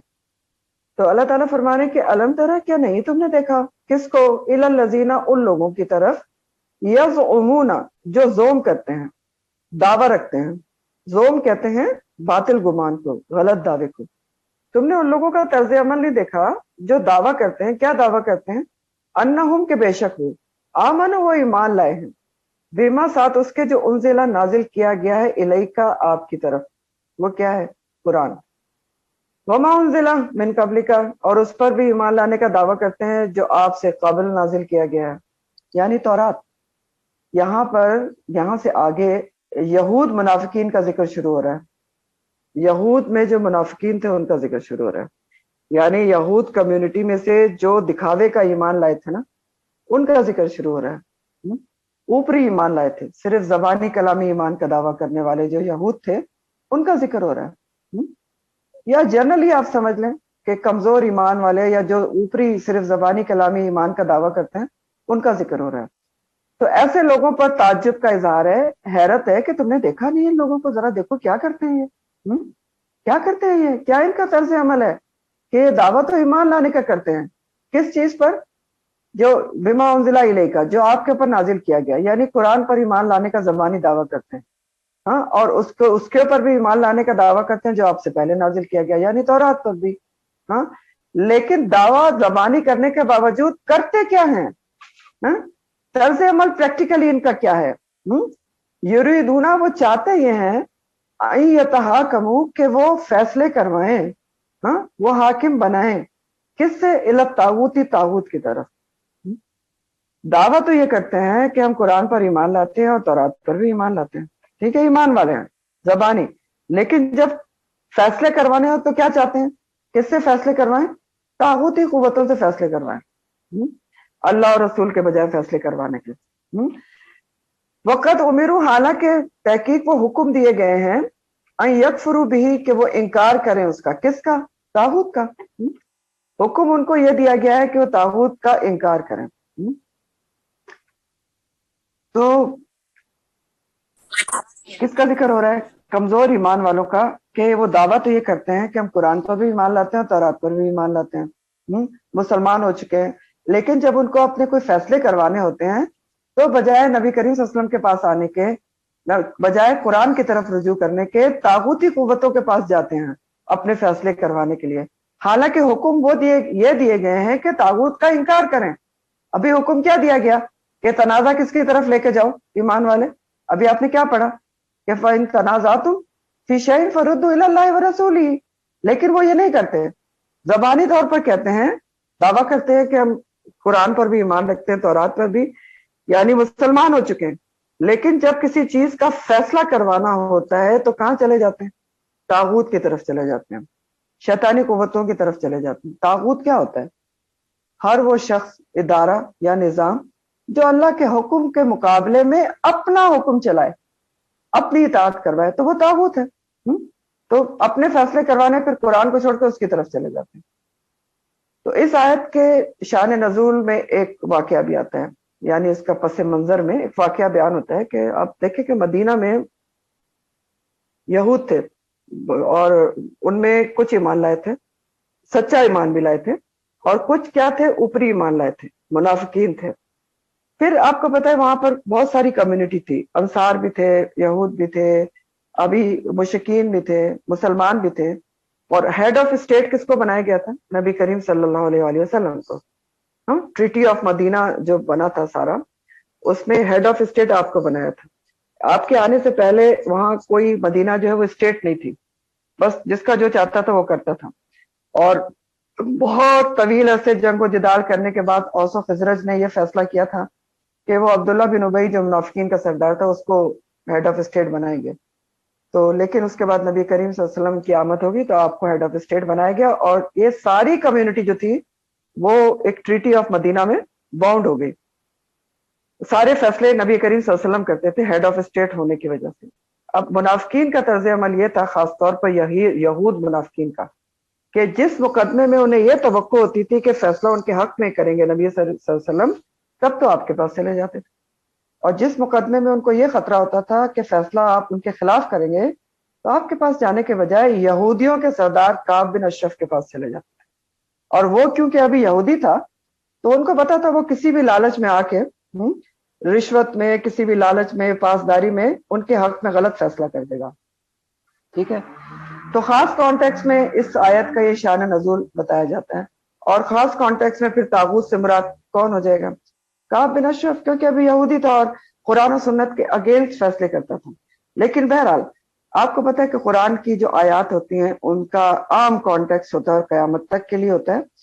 تو اس آیت میں بھی یہود، منافقین سمیت ہر اس شخص کی مذمت کی جا رہی ہے جو اہل ایمان ہونے کا دعویٰ کرے، قرآن و سنت کو ماننے کا دعویٰ کرے، لیکن جب اس اپنے اختلافات کوئی ہو جائیں، تنازعات ہو جائیں، تو فیصلہ کروانے کے لیے قرآن و سنت کے طریقے کو چھوڑ کر طاغوتی اداروں یا قوتوں کے پاس چلا جائے، ایسے ادارے یا شخص کے پاس چلا جائے جو اللہ کے مقابلے میں اللہ اور رسول کے حکم کے خلاف اپنا حکم چلائے، خلاف دین فیصلہ کرے۔ تو یہ اہل ایمان کا شیوا نہیں ہوتا، یہ اہل ایمان کا طریقہ نہیں ہوتا، یہ طرز عمل منافقانہ طرز عمل ہے، یہ بتایا جا رہا ہے۔ اہل ایمان کا طریقہ کیا ہوتا ہے؟ سورہ نور آیت نمبر 151 ہے، سورہ نور 151، انما کان قول المؤمنین اذا دعوا الی اللہ ورسولہ لیحکم بینہم ان یقولوا سمعنا واطعنا۔ مومنین کا تو بے شک یہ حال ہوتا ہے کہ جب انہیں اللہ اور رسول کی طرف فیصلے کے لیے بلایا جاتا ہے تو بس وہ کہتے ہیں کہ سمعنا واطعنا، سن لیا ہم نے اور بس اطاعت کریں گے۔ تو مومنین کا تو یہ طرز عمل ہوتا ہے۔ تو یہ آیت اپنے الفاظ اور حکم کے لحاظ سے عام ہے، لکھ لیں، یہ آیت اپنے الفاظ اور حکم کے لحاظ سے عام ہے۔ ہر وہ شخص منافقت کا شکار ہے جو دعویٰ اہل ایمان ہونے کا کرے لیکن اپنے مسائل کے حل کے لیے غیر اسلامی طریقہ استعمال کرے، طاغوتی اداروں کے پاس چلا جائے۔ تو ایسا ہوتا کیوں ہے کہ انسان جو ہے مسلمان لیکن دعویٰ بھی کر رہا ہے کہ میں یا ایھا الذین آمنوا میں شامل ہوں، لیکن اپنے فیصلوں کے حل کے لیے وہ کسی اور کے پاس چلا جائے، غیر اسلامی قوتوں کے پاس چلا جائے؟ کیوں ہوتا ہے؟ اس لیے ہوتا ہے کہ جب کوئی اپنی مرضی کے مطابق فیصلہ چاہتا ہے نا، اپنی مرضی، خواہش نفس کے مطابق، تو پھر وہ ایسے ادارے یا شخص کے پاس جاتا ہے جو اس کی مرضی کا فتویٰ دے دے۔ یا پھر یہ جب ہوتا ہے کہ جب انسان کو اللہ اور رسول کا بنایا ہوا جو حل ہے نا وہ اس کو پسند نہیں آ رہا ہوتا، تو پھر وہ ایسے ادارے کے پاس جاتا ہے کہ وہ کوئی وہ حل بتا دے جو اس کے مفاد میں ہو، بے شک اللہ اور رسول کے حکم کے خلاف۔ اب اس کی میں آپ کو مثال بتاتا ہوں۔ مثلا دیکھیں کوئی اپنی بیوی سے ناراض ہے، اب وہ اللہ تعالیٰ نے ایک سیکوینس بتایا، آپ نے پڑھا کہ پہلے یہ کرنا ہے، پہلے یہ کرنا ہے، کہیں آخری سٹیج پہ جا کر ہے کہ تھوڑی بہت مار پیٹ ہے۔ اب وہ کیا کرے؟ وہ ایسے کسی جاہل مولوی کے پاس چلا جائے جو اس کو کہے کہ ہاں تمہاری بیوی سرکشی کرتی ہے، تو اس کا تو حل یہ کہ اس کو مارو، ٹھیک ہے؟ تو اب وہ آ کے مارنا پیٹنا شروع کر دیں، تو یہ کیا ہے کہ پھر آپ اللہ اور رسول کے حکم کے خلاف چلے گئے نا. اللہ نے تو کچھ اور حکم دیا ہے نا سیکوینس میں. اور بھی مثال ہے، کوئی اپنی بیوی کو، یا کوئی بیوی بھی، دونوں ہو سکتے ہیں، وہ اچھا خاصا ایک پیچ اپ ہو سکتا ہے طلاق کے، ایک طلاق ہوئی ہے، 2 طلاق ہوئی ہے، لیکن وہ نہیں کرنا چاہتے. ہاں، ان کو نہیں شعور ہے، بچے تباہ ہو جائیں، گھر تباہ ہو جائے، انا آڑے آگے، نہیں میں نے کسی حال میں نہیں جانا. تو اب مفتی ان کو بتا رہا ہے اور اللہ اور رسول کے حل کے مطابق کہ آپ کا پیچ اپ ہو سکتا ہے، آپ کی طلاق رجعی ہے، لیکن ان کو پسند نہیں آ رہا، تو وہ کوئی ایسا ڈھونڈ کے کوئی عالم نکالے جو ان کے پسند کا ان کو مشورہ دے دے، بے شک وہ اللہ اور رسول کے حکم کے اگینسٹ جا رہا ہوں. تو یہ ہے جو یہاں پر جو بات کی جا رہی ہے. پھر اس کی ایک اور بھی مثال ہے کہ جو لوگ غیر ممالک میں رہتے ہیں نا، آپ کو پتا ہے کہ غیر ممالک، جو غیر مسلم ممالک ہیں، وہاں پر ان کی ایک 2 قسم کی عدالتیں ہوتی ہیں. ہر ملک میں ایک اسلامی شریعہ کونسل بھی ہوتی ہے، اسلامی شریعہ کونسل ضرور ہوتی ہے، اور ایک کیا ہوتی ہے، ان کی اپنی سیکولر عدالتیں ہوتی ہیں، جو اپنے حساب سے ان کے اپنے قوانین ہوتے ہیں. اب غیر ممالک میں رہتے ہوئے کوئی انسان، مسلمان انسان، اس کو کسی دین کے چیز کا فیصلہ کرانا ہو، فار ایگزامپل وراثت ہے، کوئی شخص مر گیا، اب وراثت کا اس نے فیصلہ کروانا ہے، تو اب کیا کرے؟ وہ اسلامی شریعہ کونسل میں جا کر شریعت کے مطابق وراثت کو ڈسٹریبیوٹ کرانے کے بجائے اس ملک کی سیکولر عدالت میں چلا جائے، تو وہ تو اس کو بہت بینیفٹ دے دے گی، ٹھیک ہے نا؟ وہ اسلام پہ تھوڑی چلے گی، وہ غیر انصاف کرتے ہوئے جو ان کے اپنے قوانین ہیں، بہت سارا کچھ اٹھا کے بیوی کو دے دیں گے یا شوہر کو دے دیں گے، تو اس طرح سے کر دے گی. اب کیا ہے، بظاہر تو اس کا فائدہ ہو گیا، لیکن اخروی طور پر اس کا بہت نقصان ہو گیا. تو جو اسلامی عدالت چھوڑ کے سیکولر عدالت میں جا کے مسلمان اپنے احکامات کا، اپنے تنازعات کا فیصلہ کرواتا ہے، تو وہ کہاں جاتا ہے؟ پھر طاغوتی قوتوں کے پاس جاتا ہے. تو بہرحال جو بھی اللہ رسول کے احکامات کے خلاف معاملات کے فیصلے کرواتا ہے کہیں بھی طاغوت کی طرف جا کے، تو وہ کیا کر رہا ہوتا ہے؟ بنیادی طور پر شیطان کے چنگل میں آیا ہوا ہوتا ہے، شیطان کے حکم کے اوپر چل رہا ہوتا ہے، شیطان کی پیروی کر رہا ہوتا ہے. اور اللہ تعالیٰ اسی لیے آگے خبردار کر رہے ہیں کہ وہ یرید الشیطان، کہ شیطان تو چاہتا ہی یہ ہے کہ ان یضلہم، کہ وہ بھٹکا دے ان کو. کتنا بھٹکا دے؟ ضلالا بعیدا، بھٹکانا بعیدا، بہت ہی دور کا، دور کی گمراہی میں ڈال دیں. یہاں پر بھی آپ دیکھ رہے ہیں نا، مطلوب یہ جو ہے مفعول مطلق آ رہا ہے، یعنی جس مادے سے فعل آ رہا ہے دلالن اور یضلہم، اسی سے اس کا مصدر آ رہا ہے دلالن، تو یہ اس طرح سے ہوتی ہے.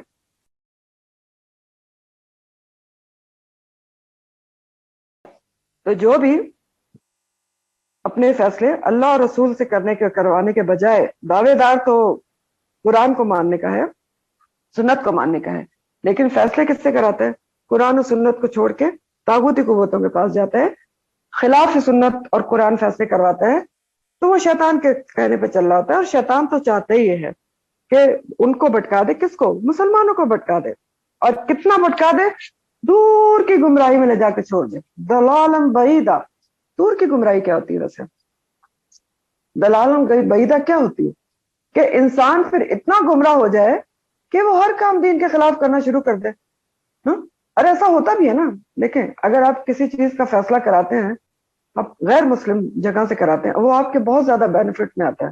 جیسے میں نے آپ کو مثال بتائی نا کہ وہاں کوئی بیوی کو کوئی طلاق لیتی ہے، ڈیورس لیتی ہے، تو وہ بہت زیادہ اس کو بینیفٹ ملتے ہیں، مطلب ان کا قانون اسی قسم کا ہے. تو اب کیا ہے کہ اگر کوئی ایک دفعہ خلاف دین کام کرنے پہ شروع ہو جائے، تو کیونکہ وہ اس کے وفات میں دنیاوی طور پر بظاہر اس کو نظر آ رہے ہوتے ہیں، آخرت کی طرف توجہ نہیں ہے، تو پھر انسان خلاف دین کام کرتا ہی چلا جاتا ہے اور گمراہ سے گمراہ ہوتا چلا جاتا ہے. دلالت یہ ہوتی ہے کہ انسان راہ راست گم کر بیٹھے، تو راہ راست وہ گم کر بیٹھتا ہے، صراط مستقیم سے ہٹ جاتا ہے.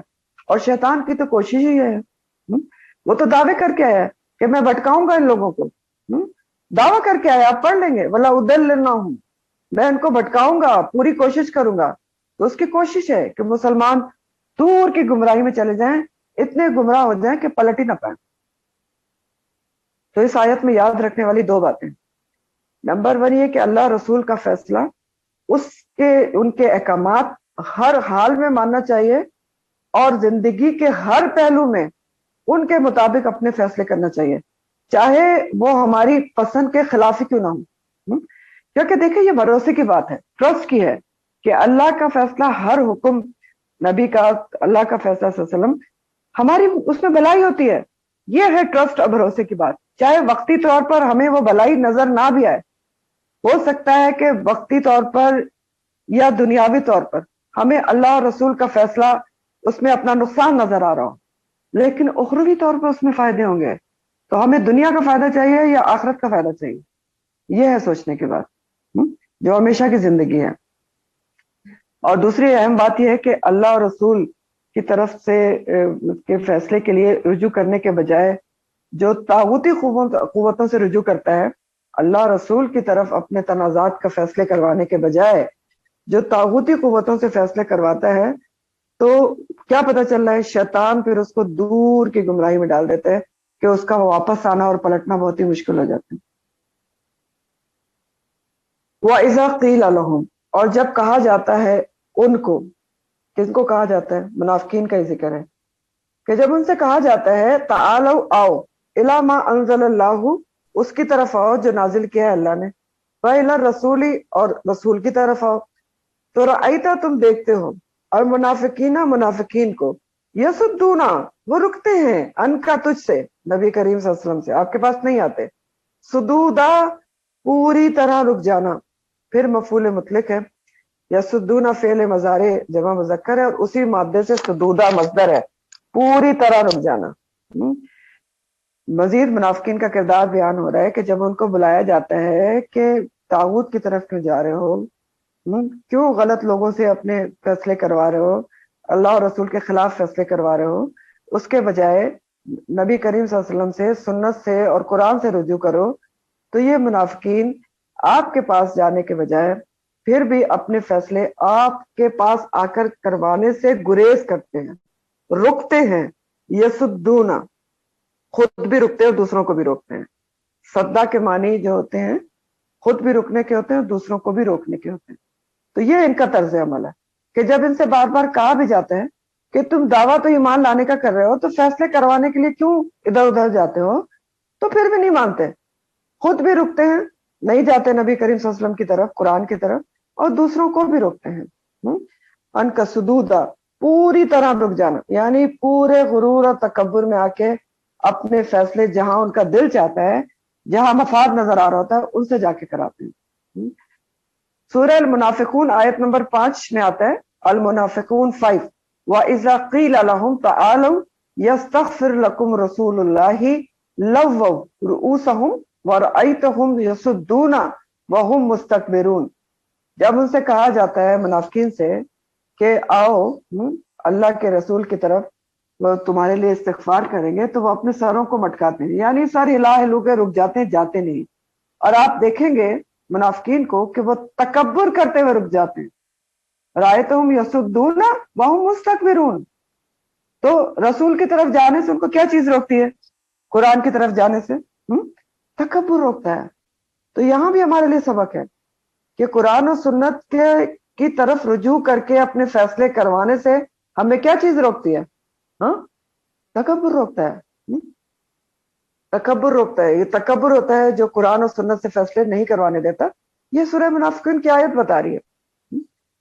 تو وہ رک جاتے ہیں، خود بھی رکتے ہیں آپ کی طرف آنے سے، اور دوسروں کو بھی روکتے ہیں اور بھی غلط کام کرتے ہیں، پوری طرح رک جانا، جاتے ہی نہیں فیصلے کرانے۔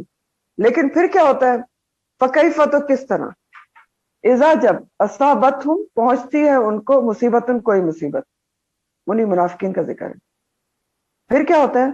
آپ کے پاس تو نہیں آتے، رک جاتے ہیں، دوسروں کو بھی روک دیتے ہیں، طاغوتوں سے فیصلے کراتے ہیں۔ لیکن پھر کیا ہوتا ہے؟ جب ان کو کوئی مصیبت پہنچتی ہے، اصابتہم اور مصیبتن دونوں صوب سے ہے، صاد واو بے، کسی چیز کا پہنچنا یا تیر کا نشانے پہ لگنا۔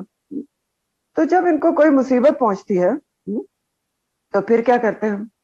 کس وجہ سے مصیبت پہنچتی؟ بما قدمت ایدیہم، بوجہ اس کے جو آگے بھیجا ہے ان کے ہاتھوں نے۔ تو کیا کرتے ہیں؟ تو پھر آ جاتے ہیں، ثم جاؤ کا، آپ کے پاس، پھر کیا کرتے ہیں؟ یالفونا، پھر قسمیں کھاتے ہیں، حلف اٹھاتے ہیں، باللہ، اللہ کی، ان اردنا نہیں ارادہ کیا تھا ہم نے الا مگر احساناً و توفیقا، صرف احسان کا اور باہم موافقت کا۔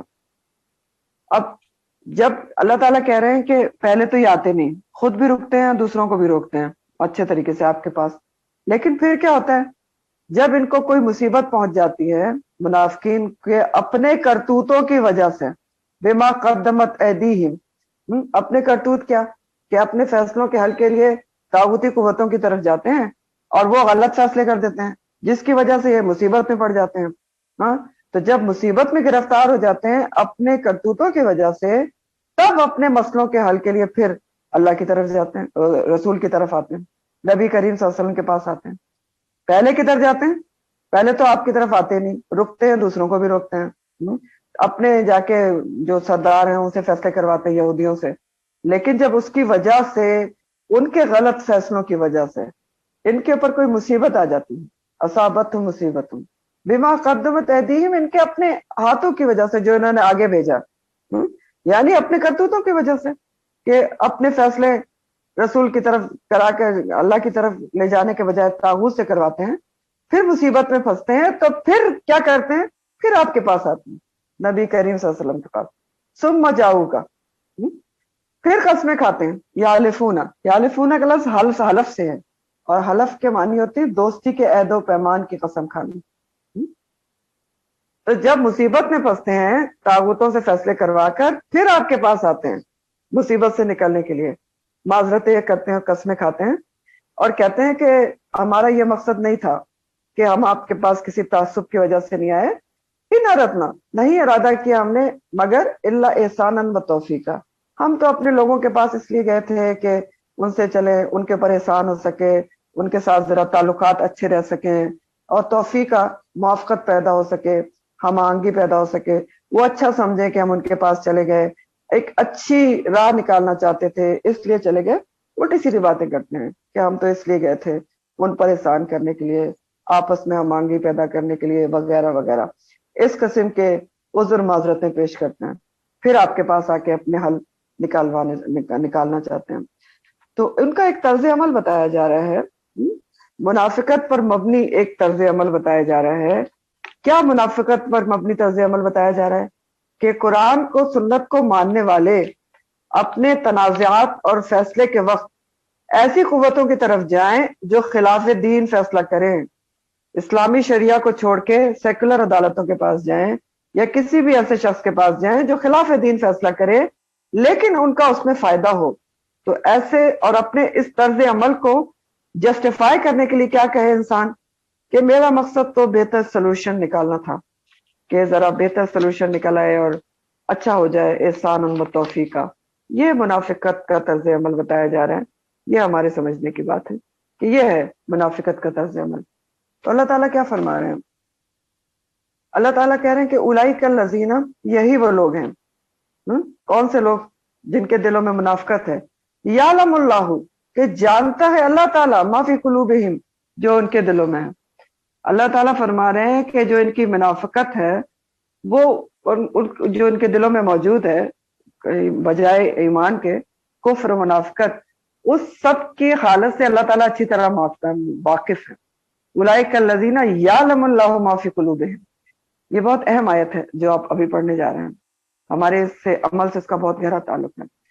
دیکھیں، منافقت جو چیز ہے نا، وہ کسی کو بظاہر دیکھنے میں پتہ چل سکتا ہے اس کا کہ یہ منافق ہے یا ایمان والا ہے؟ نہیں، یہ ساری چیزیں، ایمان، کفر، منافقت، دل کی چیز ہے، تو صرف اللہ سبحانہ تعالیٰ جانتا ہے۔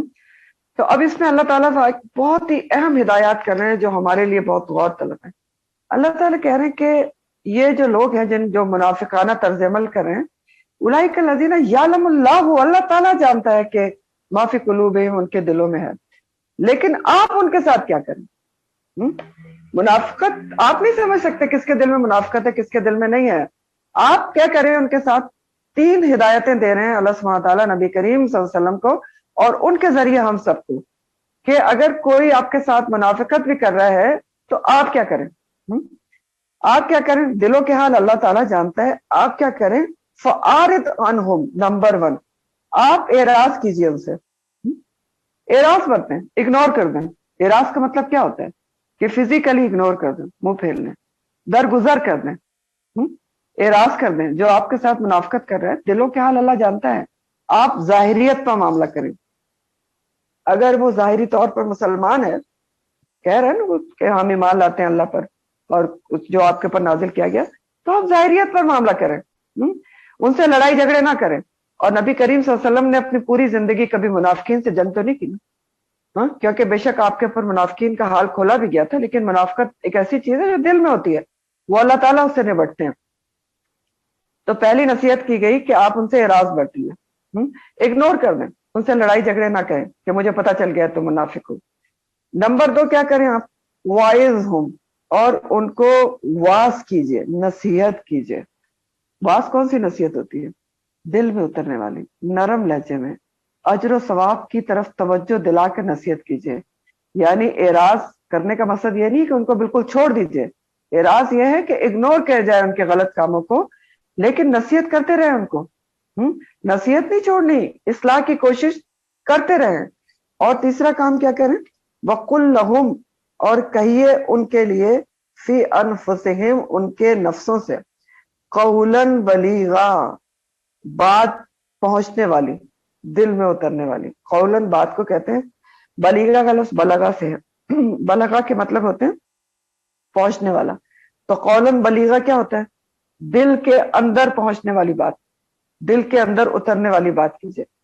بہت امپورٹنٹ آیت ہے، یہ ہمیں سمجھنے کی ضرورت ہے کہ آپ یہ کام کیجئے. 3 کام نبی کریم صلی اللہ علیہ وسلم کے ذریعے ہمیں بتائے جا رہے ہیں، اور نبی کریم صلی اللہ علیہ وسلم کی جو کامیابی کی وجہ ہے سب سے بڑی، وہ یہی تینوں چیزیں تھیں کہ اللہ تعالیٰ نے آپ کو 3 چیزوں کا بتایا کہ آپ اعراض برتیں، واضح و نصیحت کرتے رہیں، اور قولاً بلیغا کرتے رہیں، دل میں اترنے والی بات کرتے رہیں. آپ کرتے رہیں اور لوگ مسلمان ہوتے رہے. اذا جاء نصر اللہ والفتح ورأیت الناس یدخلون فی دین اللہ افواجا. تو یہ تھا آپ کی کامیابی کا راز کہ آپ درگزر کرتے تھے. اور یہ سب کچھ آپ کیوں کر پاتے تھے؟ بات تو ہمارے سمجھنے کی یہ ہے کیونکہ آپ کے دل میں سب کے لیے بے انتہا خیر خواہی تھی. اللہ تعالیٰ قرآن میں کہتے ہیں نا کہ لگتا ہے باخر النفس کا، کہ آپ اپنے آپ کو ہلاک کر دیں گے کہ یہ لوگ ایمان کیوں نہیں لا رہے، اتنے آپ خیر خواہ تھے لوگوں کے. اور یہ جو قولاً بلیغا ہے نا، دل میں اترنے والی بات اور اگنور کر دینا، یہ سب چیزیں وہی اسی وقت سکتی ہیں جب آپ کے دل میں دوسرے کے لیے سنسیئرٹی ہو، خیر خواہی ہو. تبھی آپ دوسرے کی غلطی کو اگنور کر دیتے ہیں اور اس کو چھوڑتے بھی نہیں، سمجھاتے بجھاتے بھی رہتے ہیں. تو بہت اہم سبق دیا جا رہا ہے ہمیں یہاں پر کہ اگر ہمارے ساتھ کوئی غلط کرتا ہے، چیٹ کرتا ہے، منافقت کرتا ہے، آپ کے اوپر اس کی سازش کھل بھی جاتی ہے، تو کیا کرنا چاہیے؟ کیا ہم یہی 3 کام کرتے ہیں ایسے موقع پر؟ کیا کرتے ہیں ہم ایسے موقع پر؟ ہم کہتے ہیں پتہ چل گیا تمہاری حقیقت مجھ پہ کھل گئی، مجھے پتہ چل گیا تم کتنی منافقت کرتے ہو، کیسا چیٹ کرتے ہو، دس از ناٹ فیئر، تم نے میرے ساتھ اچھا نہیں کیا، اب دیکھنا میں تمہارے ساتھ کیا کرتی ہوں. لیکن یہاں اللہ تعالیٰ تو کچھ اور ہی بتا رہے ہیں، کچھ اور ہی سکھایا جا رہا ہے کہ کیا کریں، درگزر کریں، اگنور کر دیں اور چھوڑے بھی نہیں، اصلاح کی کوشش کریں، واز کریں، وائز ہم، قولاً بلیغا کریں. کیوں؟ کیونکہ دیکھیں اگر آپ اس کو کٹ آف کر دیں گے، کسی نے آپ کے ساتھ غلط کیا چھوڑ دیں گے، تو وہ تو اور بگڑتا چلا جائے گا. کیسے صحیح ہوگا؟ وہ اس کو تو عادت پڑ جائے گی، پھر یہی کرتا رہے گا. کرنے کا کام تو یہی ہے نا. آپ دیکھیں اگر ہم یہ کریں گے تو لوگ سدھریں گے. تو یہ جو قرآن کا طریقہ ہے اس غلط طریقے سے، انفیئر مین سے نبٹنے کا، اور جو عام طریقہ ہے اس میں بہت فرق ہے. اور یہ جو بات یہ کہی گئی نا، وَقُلْ لَهُمْ فِي أَنفُسِهِمْ قَوْلًا بَلِيغًا، قُلْ لَهُمْ بھی بہت امپورٹنٹ بات ہے کہ ان سے ہی کہیں جس نے کچھ غلط کہا ہے، اسی کے ساتھ قولاً بلیغا کیا جائے اور اسی کو واضح نصیحت کی جائے. ادھر ادھر نہیں کہنا ہے، ادھر ادھر نہیں کہنا. تو بہت امپورٹنٹ سبق ہے، اسباق ہے ہمارے لیے کہ اگر ہمارے دل میں لوگوں کی خیر خواہی ہے تو قرآن یہ طریقہ بتا رہے، اور ہمارا دین تو ہے ہی خیر خواہی. حدیث ہے نا، الدین و نصیحہ، کہ خیر خواہی. تو بے شک یہ کام کوئی آسان نہیں ہے، بہت مشکل کام ہے، بہت صبر و برداشت مانگتا ہے، بہت بڑا دل و گردہ مانگتا ہے، لیکن فائدہ تو اسی میں ہے جو قرآن طریقہ بتا رہا ہے کہ آپ نے یہ کرنا ہے تو اور اس میں فائدہ ہے کیونکہ دیکھیں آپ نے کٹ آف کر لیا تو یہ تو بہت آسان سی بات ہے کہ جاؤ تم نے میرے ساتھ انفیئر کیا، نہ میں تم سے ملوں گا نہ تم مجھ سے ملو، چھوڑ دیا آپ نے، وہ تو خیر خواہی ہے ہی نہیں آپ کے دل میں، بگڑتی جائے آپ کی دوست، رشتہ دار ہے، دوست ہے، آپ کو آپ کہتے ہیں چھوڑو میرا کیا اس سے لینا دینا ہے، تو یہ تو پھر نبی کریم صلی اللہ علیہ وسلم کا طریقہ نہیں ہے، نہ قرآن کا طریقہ ہے۔ آپ کا طریقہ تو تھا باقی النفس کا، کہ آپ جو ہے اتنا خیر خواہ تھے لوگوں کے کہ اللہ تعالیٰ نے کہا کہ لگتا ہے آپ اپنے آپ کو ہلاک کر ڈالیں گے۔ تو بہرحال قرآن کا طریقہ یہ ہے کہ آپ نے اگنور کر دینا ہے، نصیحت ضرور اس کو کرنی ہے، واضح نصیحت، پرسنلی 1 to 1 نصیحت کریں کہ یہ کام غلط ہے، اس کو ایسا نہیں کرنا چاہیے، قولاً بلیغا کے ساتھ، دل میں اترنے والی اس بات کے ساتھ کرتے ہیں۔ اور پھر یہ جو بات ہے نا، یہ قرآن کی طرف بلانے کے حوالے سے بھی یہی اصول ہے۔ اب آپ کسی کو قرآن کی طرف بلاتے ہیں نا کہ آپ قرآن سنیں، قرآن کو سمجھیں، تو اس کے لیے بھی یہی اصول ہے کہ یہ نہیں ہے کہ آپ نے اس کو ایک دفعہ کہا تو اس نے، میں اس کو 2 دفعہ کہہ چکی ہوں تو وہ تو نہیں آتی، تو اب کیا کریں ہم، فارد عنہم کا مطلب یہ نہیں ہے کہ آپ اس کو چھوڑ چھاڑ دیں کہ نہیں میں بہت دفعہ کر چکی، نہیں، آپ اس کے انکار کو فارد عنہم کریں گے کہ اگنور کر دیں گے، انکار کریے تو کوئی بات نہیں، آپ اپنا کام کرتے رہیں گے، واز کرتے رہیں گے، قولاً بلیغا کرتے رہیں گے، آہستہ آہستہ بلاتے رہیں گے، دل سے بلائیں گے، خیر خواہی سے، اور دل سے جو بات نکلتی ہے وہ کیا رکھتی ہے، اثر رکھتی ہے، پر نہیں طاقت پرواز مگر رکھتی ہے۔ تو اگر آپ کسی کو آہستہ آہستہ بلاتے رہیں قرآن کی طرف، قولاً بلیغا کرتے رہیں، تو پھر کیا ہوتا ہے، اگر پتھر پہ بھی آہستہ آہستہ پانی گرتا رہے تو سوراخ ہو ہی جاتا ہے۔ تو یہ بہت اہم ترین آیت ہے اس حوالے سے بھی، کہ قرآن کی طرف لوگوں کو بلانے کے حوالے سے بھی۔ پھر اللہ تعالیٰ فرماتے وما ارسلنا من رسول، اور نہیں بھیجا ہم نے کوئی بھی رسول مگر کس لیے، الا لیطاع، کہ اس کی اطاعت کی جائے، بے اذن اللہ، اللہ کے اذن سے۔ کہ اللہ تعالیٰ بتا رہے ہیں کہ رسولوں کو بھیجنے کا مقصد کیا تھا۔ پہلے نبی کو تاکید کی گئی صلی اللہ علیہ وسلم کو کہ منافقین کی آپ قطن پرواہ نہ کیجیے، ظاہریت پر معاملہ کریں، درگزر کریں، دل نشی انداز میں ان کو واضح و نصیحت کرتے رہیں تاکہ ان کی اصلاح ہو سکے۔ اور اب یہ بتایا جا رہا ہے کہ ان کو آپ یہ بھی سمجھائیے کہ اللہ تعالیٰ ان سمیت سب کو سمجھائیے، پوری دنیا کو سمجھائیے کہ جب بھی کوئی رسول اللہ تعالیٰ بھیجتے ہیں تو بھیجنے کا مقصد کیا ہوتا ہے، کہ اس کی اطاعت کی جائے، کیوں اس کی تابعداری کی جائے، کیونکہ رسول کون ہوتا ہے، جو اللہ کے پیغامبر ہوتا ہے، اللہ کا پیام لے کر آتا ہے، تو اس کی اطاعت لوگوں پر فرض ہوتی ہے۔ رسول اس لیے نہیں آتا کہ اس کو جھٹلایا جائے، اس کی تکذیب کی جائے، بلکہ کس لیے آتا ہے، وما ارسلنا من رسول الا لیطاع، کہ اس کی اطاعت کی جائے باذن اللہ۔ رسول آتا ہی اطاعت کے لیے ہے، رسول اس لیے نہیں آتا کہ آپ اس کہیں کہ سنت تو بات کی بات ہے، رسول اس لیے نہیں آتا کہ آپ کہیں کہ حدیث پہ عمل تو بعد میں کیا جائے گا، اور حدیثوں کا کیا اعتبار ہے، حدیث کو آپ لائٹ لیں، سنت کو آپ لائٹ لیں، نہیں، یہ آیت آپ کو کہہ رہی ہے، آپ کے سامنے موجود ہے کہ رسول کو اس لیے بھیجا جاتا ہے کہ اطاعت کی جائے باذن اللہ۔ اور یہ جو آیت ہے نا، اس میں ایسے ہی بات کی گئی ہے جیسے اللہ تعالیٰ کہتے ہیں نا وما خلقت الجن والانس الا لیعبدون، اور نہیں پیدا کیا ہم نے جن اور انس کو مگر اس لیے کہ میری عبادت کریں۔ تو وہ اللہ نے اپنی عبادت کے لیے بتایا، اور رسول کے بھیجنے کا مقصد کیا بتایا جا رہا ہے یہاں پر، اس آیت میں اللہ تعالیٰ نے کیا بتایا کہ انسان کی پیدائش کا مقصد یہ ہے جن و انس کا، الا لیعبدون، کہ وہ عبادت کریں، عبادت یعنی میرا کہا مانے۔ اور رسول کے بھیجنے کا مقصد کیا بتا رہے ہیں اللہ تعالیٰ، لیطاع باذن اللہ، کہ اس کی اطاعت کی جائے، بجائے اس کے کہ اس کو جھٹلایا جائے اور اس کو تکذیب کی جائے اور سنت اور حدیث کو لائٹ لیا جائے۔ تو بہت اہم آیات ہیں یہ اطاعت رسول کے لحاظ سے، آج کی ساری آیات بہت امپورٹنٹ ہے۔ اور ولو اگر انہم، بے شک وہ، اس ظلموں، جب انہوں نے ظلم کیا، انفسہم، اپنے نفسوں پر، یہ بھی منافقین کا ذکر ہے کہ جب انہوں نے ظلم کیا اپنے نفسوں پر تو وہ کیا کرتے، جاؤ کا، وہ آ جاتے تیرے پاس، فاستغفر اللہ، پھر وہ بخشش مانگتے اللہ سے، واستغفر لہم الرسول، اور بخشش مانگتا ان کے لیے الرسول، رسول صلی اللہ علیہ وسلم، تو لوجدوا، تو البتہ وہ پاتے اللہ کو تواب الرحیمہ، بہت توبہ قبول کرنے والا اور بہت رحم کرنے والا۔ مزید منافقین کے متعلق یہ کہا جا رہا ہے کہ اگر ان سے کوئی غلطی ہو گئی تھی، اپنی جانوں پر کوئی ظلم کر بیٹھے تھے، گناہ کر بیٹھے تھے. کیا ظلم کر بیٹھے تھے؟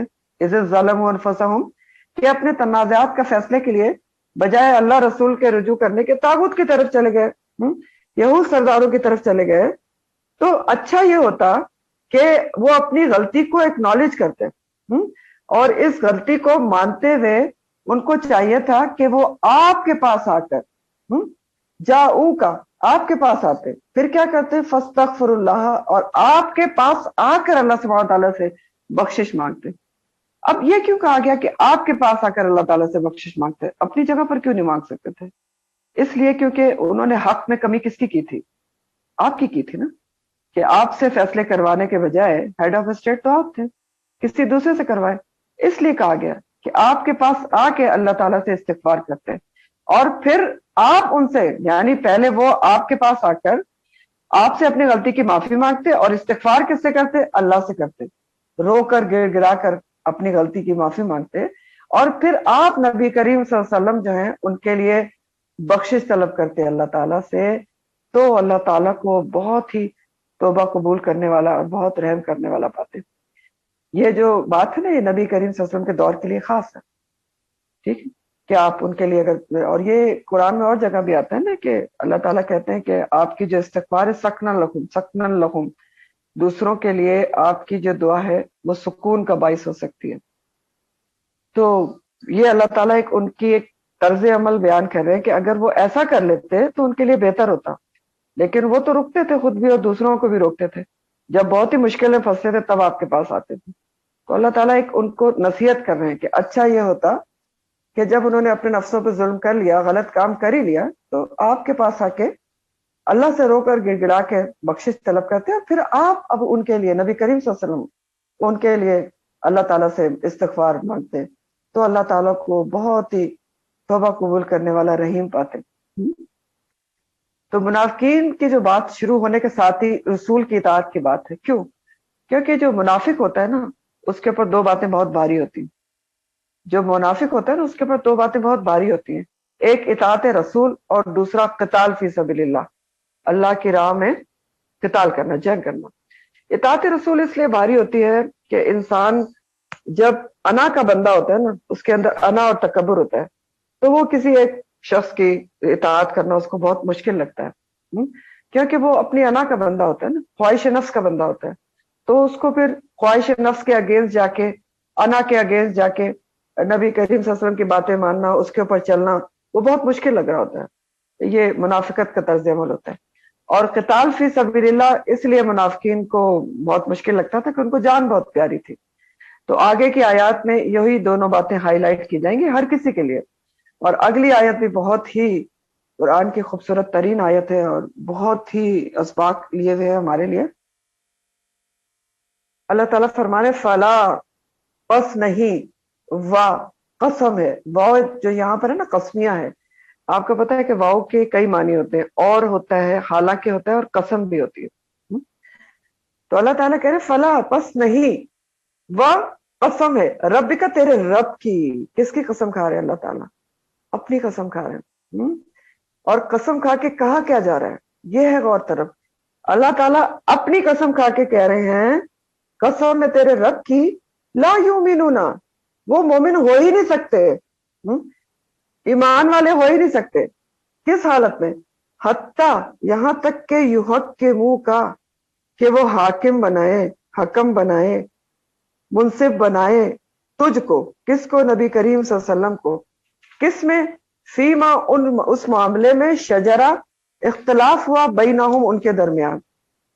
شجرہ کا لفظ اختلاف کے لیے اس لیے آتا ہے کہ شجر درخت کو کہتے ہیں، تو جب ہوا چلتی ہے تو اس کی شاخیں ایک دوسرے سے ٹکراتی ہیں نا، تو اس لیے شجرہ کا لفظ اختلاف کے لیے بھی آتا ہے.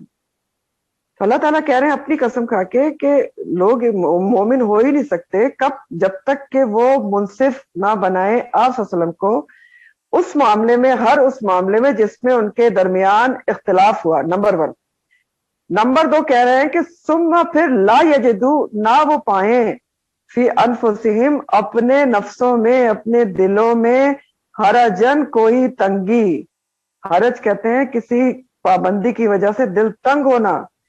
دوسری شرط بتائی جا رہی ہے کہ پھر لوگ اپنے دل میں کوئی تنگی نہ پائیں. کس بارے میں؟ مما قضیتا، اس بارے میں جو فیصلہ آپ کر دیں. پھر تنگی بھی نہ ہو آپ کے فیصلے کے خلاف دل میں.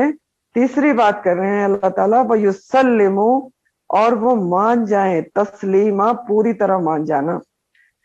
سلمہ یسلم تسلیم. سلمہ کے مطلب ہوتا ہے کسی کے سپرد کوئی چیز کرنا اور دوسرا اس کو پورے دل سے قبول کر لے، اہتمام کے ساتھ قبول کر لے. یہ سلمہ یسلم تسلیم ہوتا ہے، اور یہ بھی مفعول مطلق آ رہا ہے تاکید کے لیے. اب بہت اہم ترین بات اور آیت ہے، اطاعت رسول کی بات ہے.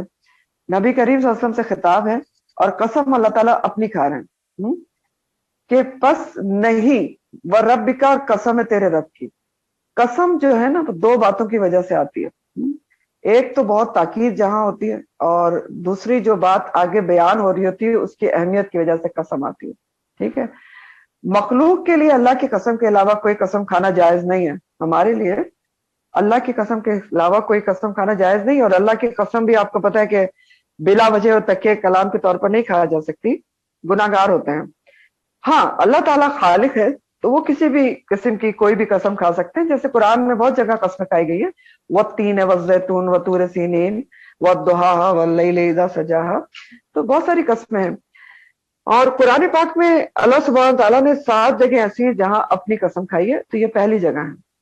اللہ تعالیٰ اپنی قسم کھا رہے ہیں، اور اپنی قسم کھا کر 3 شرائط بتائی جا رہی ہیں ایمان والوں کے لیے کہ کوئی ایمان والا ہو ہی نہیں سکتا، ایمان ہونے کا دعویٰ ہی نہیں کر سکتا جب تک وہ یہ 3 کام نہ کرے، ان 3 شرائط پر پورا نہ اترے. اور 2 تاکیدیں ہیں یہاں، لا بھی تاکید کے لیے ہے اور قسم بھی تاکید کے لیے ہے. تو کیا کہا جا رہا ہے کہ لا یؤمنون، قسم ہے تیرے رب کی، لوگ ایمان والے ہو ہی نہیں سکتے. نمبر 1، جب تک وہ اپنے ہر اختلافات میں یحق کے منہ کا منصف آپ کو بنائے، یعنی ہر اختلاف کو سنت اور حدیث سے رجوع کر کے اس کا فیصلہ کریں. یہ پہلی شرط بتائی جا رہی ہے. تو جب تک کوئی اپنے اختلافات، اپنے معاملات کے فیصلے کے لیے نبی کریم صلی اللہ علیہ وسلم کی سنت اور حدیث سے رجوع نہیں کرتا، تو کہا گیا کہ وہ ایمان والا ہو ہی نہیں سکتا. پہلی شرط بتا دی گئی، ہے ہی نہیں وہ ایمان والا اگر وہ سنت اور حدیث کے فیصلے سے رجوع کر کے اس کے اوپر عمل نہیں کر رہا. دوسری شرط، ثم لا یجدوا، پھر نہیں وہ پائیں، فی انفسہم، اپنے نفسوں میں، حرجن، کوئی تنگی. کس معاملے میں؟ مما، اس معاملے میں جو قضیتا، آپ نے فیصلہ کر دیا.